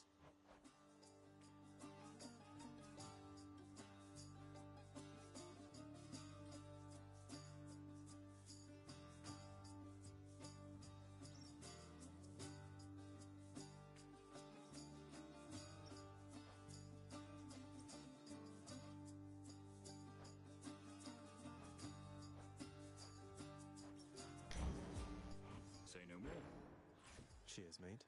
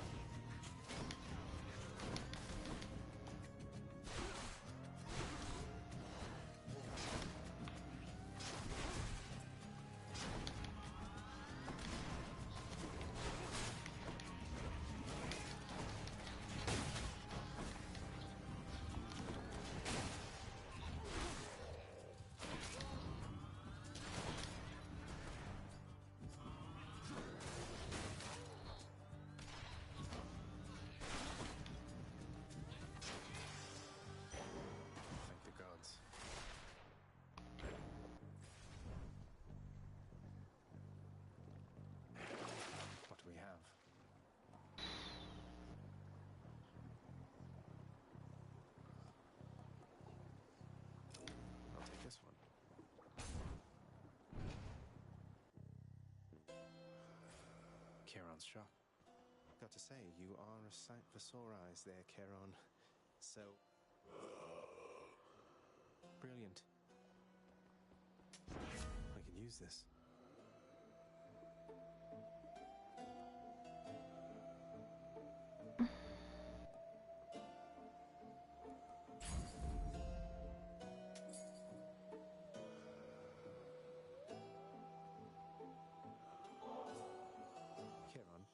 You've been such a reassuring sight. Wait, you don't have to give me something in return. It was a gift. I don't know what to say, mate.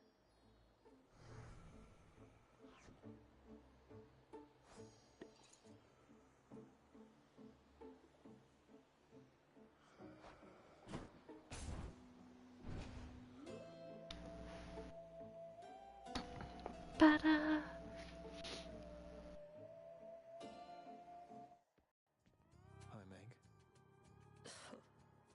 Ever stubborn, aren't you? Maybe my whip might... Your whip's not been all that persuasive. Maybe persistence will pay off for both of us.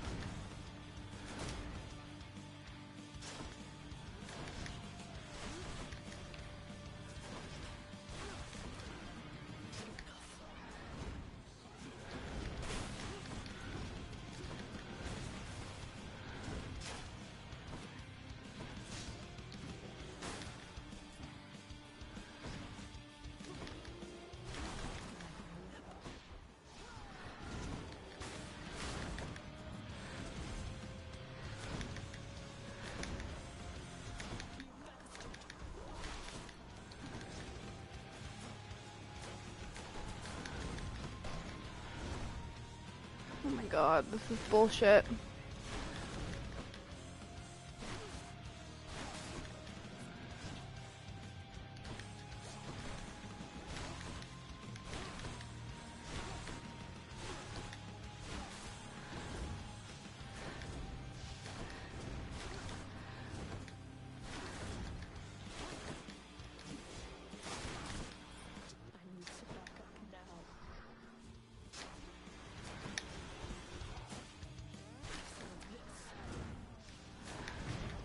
Damn it!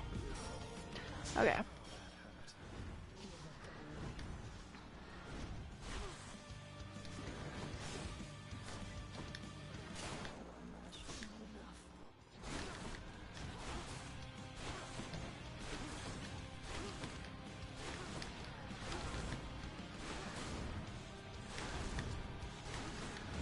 Shit.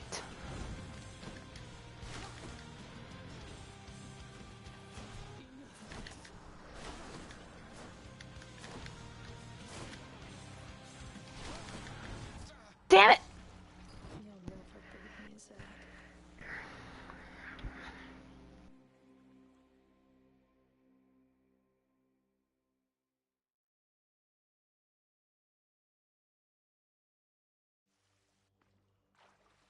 Okay, she got me.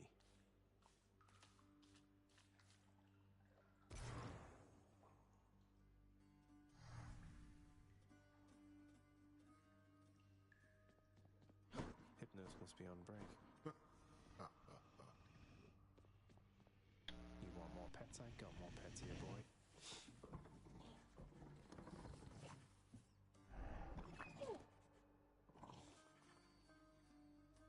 Hey, boy, just me again. Here to report, it's pretty The venerable Hound of Hell barely acknowledges the softly spoken princess. Why, I can scarce believe my eyes as that... Cerberus looks mournfully. No need to drag the dog into this, father. Anything you say to me, you say in front of Cerberus.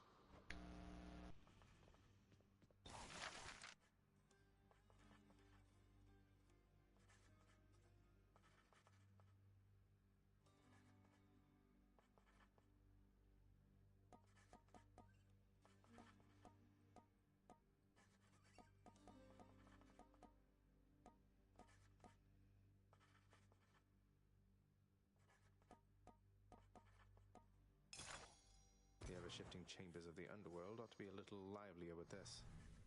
I cannot concentrate with you about.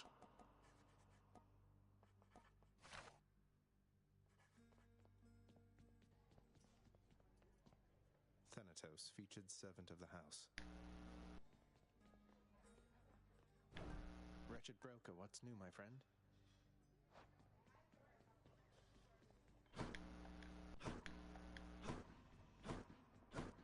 Achilles on break, I guess.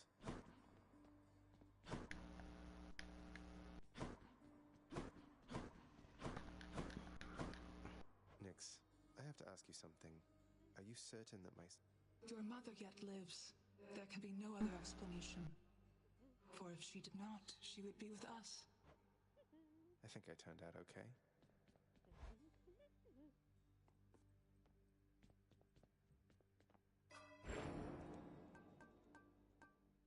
Show me something new.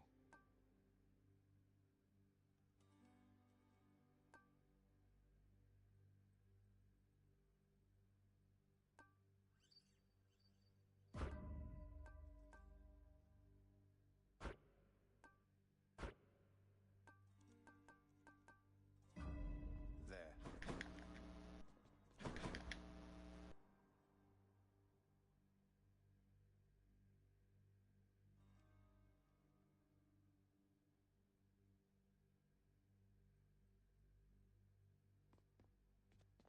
Time you showed up. If you're having a rough time out there, boyo, you just remember something. You're a god, all right? You act as though this god mode is some sort of lever I can simply switch at will if ever I wish to unlock my... Exactly. Well, that's it.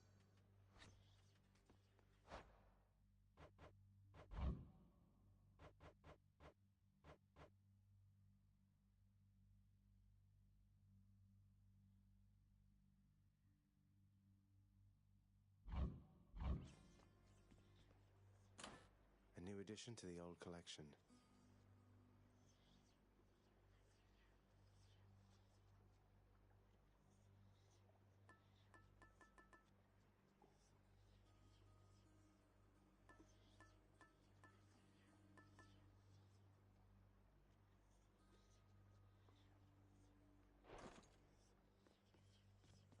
It's time, Baratha. That one, huh?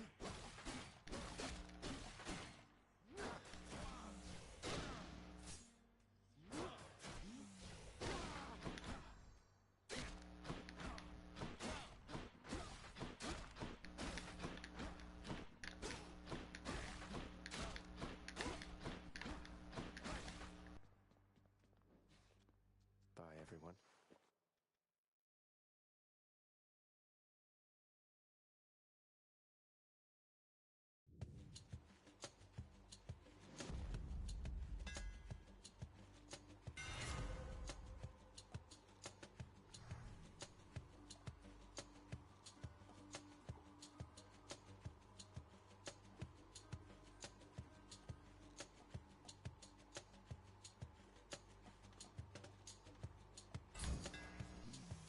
That's it.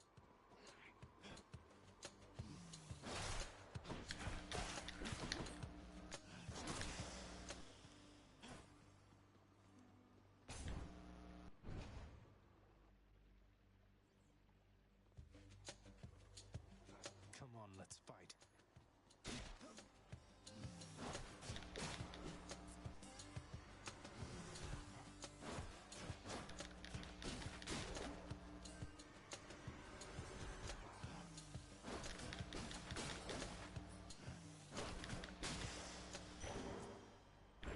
Mine now.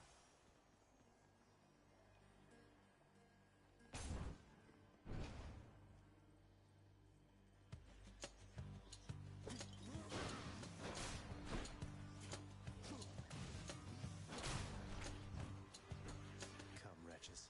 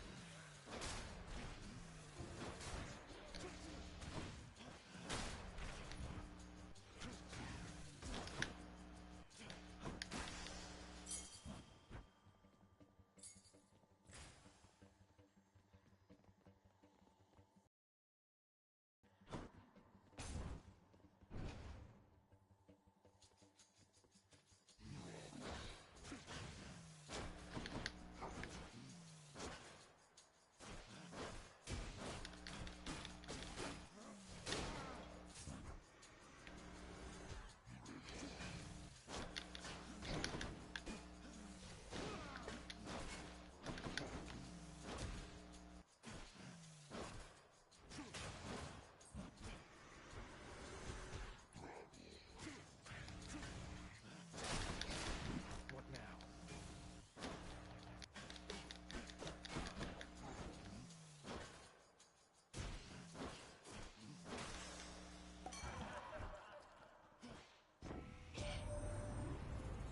Hey man, you've been having some bad run-ins with that Fury Megara. Is that her name? Now, isn't she a real firebrand? Maybe this'll help you out next time you meet.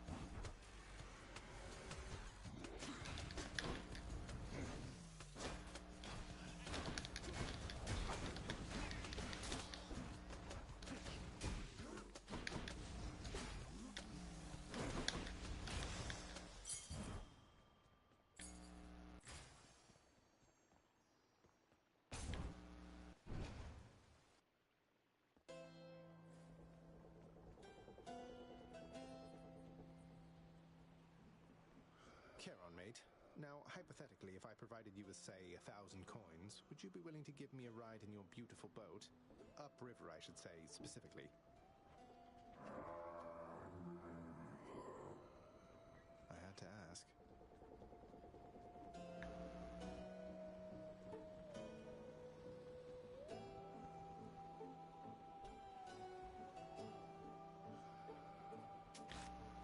I need.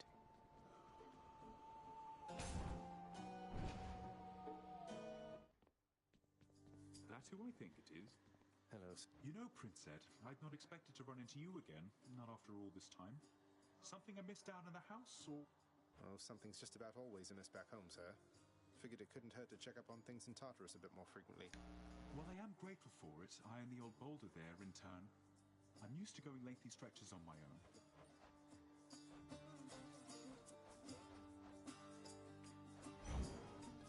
Good choice. Ah. Good luck out there.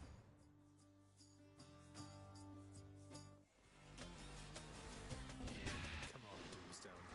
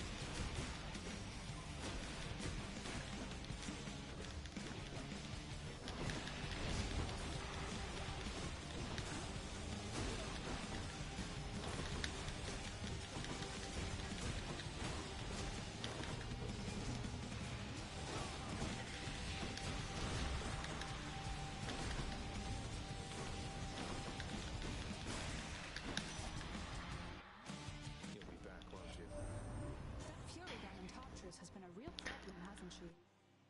I see that interest instinct in her.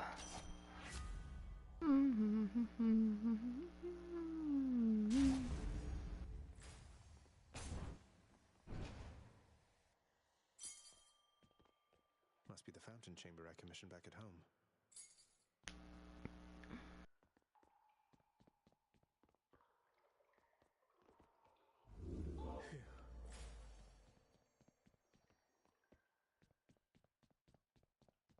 Okay. Come back. Place of calm and respite. Not a moment too soon. Well, darkness gems, darkness gems, gems. I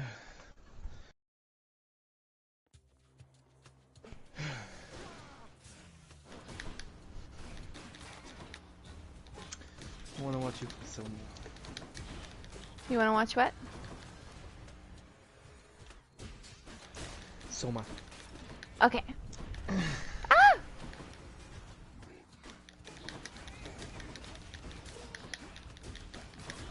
I'm in the middle of a encounter. Bah. Now, fuck you, man. Gemstones. So let's see, that's a pomegranate. Is that the only one I got? Okay, pomegranate is some. I feel like I've got to be like right there, maybe a room or two away from Meg, and I haven't beat her yet. Really? Yeah, I haven't beat her. I got really close while you were outside. I texted you about it. I was like, I was so close to killing her, the bitch! The sleuth. Like, I thought for sure I had her. Like, it was close, and then... What'd you die to? Her stupid AoE attacks. Cause, like, I was trying to clear out the minions and then get back to her, and maybe that was the wrong strategy. Maybe I should have just focused on her.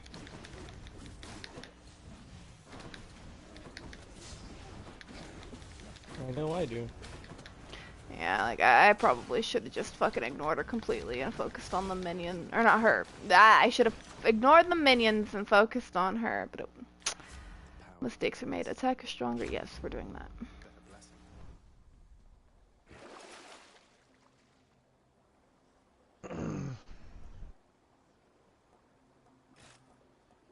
I can't.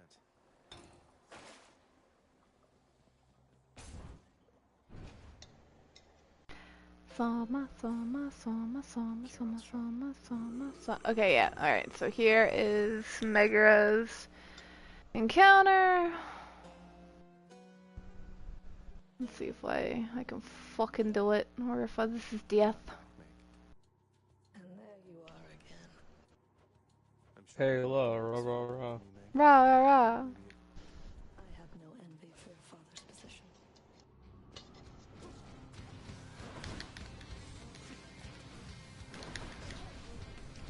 You bitch. You bitch!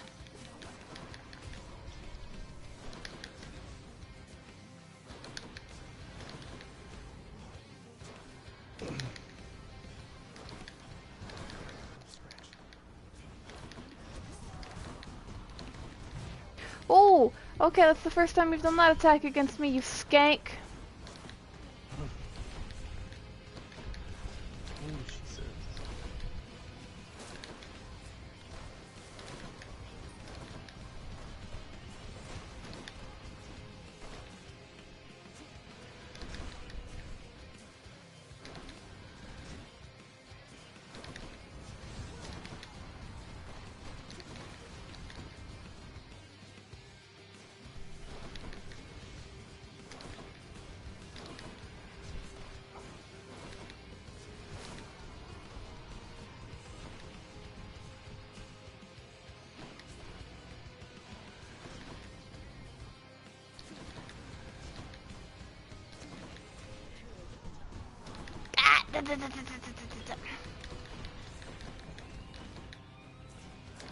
Okay, I've got her down to half.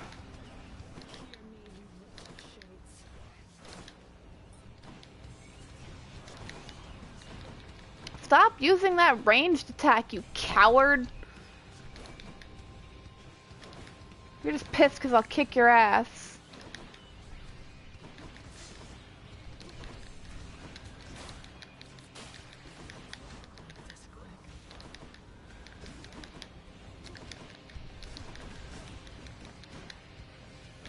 Favorite shrimpy in a dream, baby.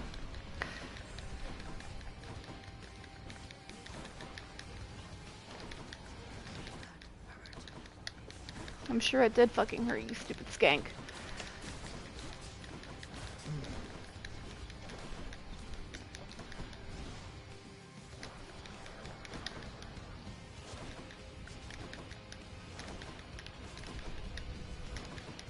No! I wasn't even killed by her. I was hit by a stray fucking shot from an ad. Oh, she was even closer to death than she was before. Okay, well, it's almost time. Next time I'll get her stupid skanky ass. The House of Hades. Looks like one of the wretched witches shot you dead last time. Have you tried shooting them first? Fuck you. God damn it. You asshole. Right. You dick. You are not to aid him in these matters, Nyx. We have an understanding. Yes. He is your own son, after all, and therefore your responsibility. It is not necessary to remind me. Surely all those who once defied my brothers are my... I hate it when they fight. I hate it on... Yeah, that's fair. The Olympians. They wish to help you from... Neither do I last time I checked. I'll take all the help I can... I'm pleased to hear you say that. I've known...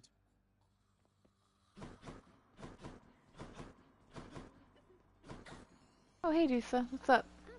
Hi, Your Highness. So you. Okay, so yeah, going into my room, made my game save, and now we're quitting.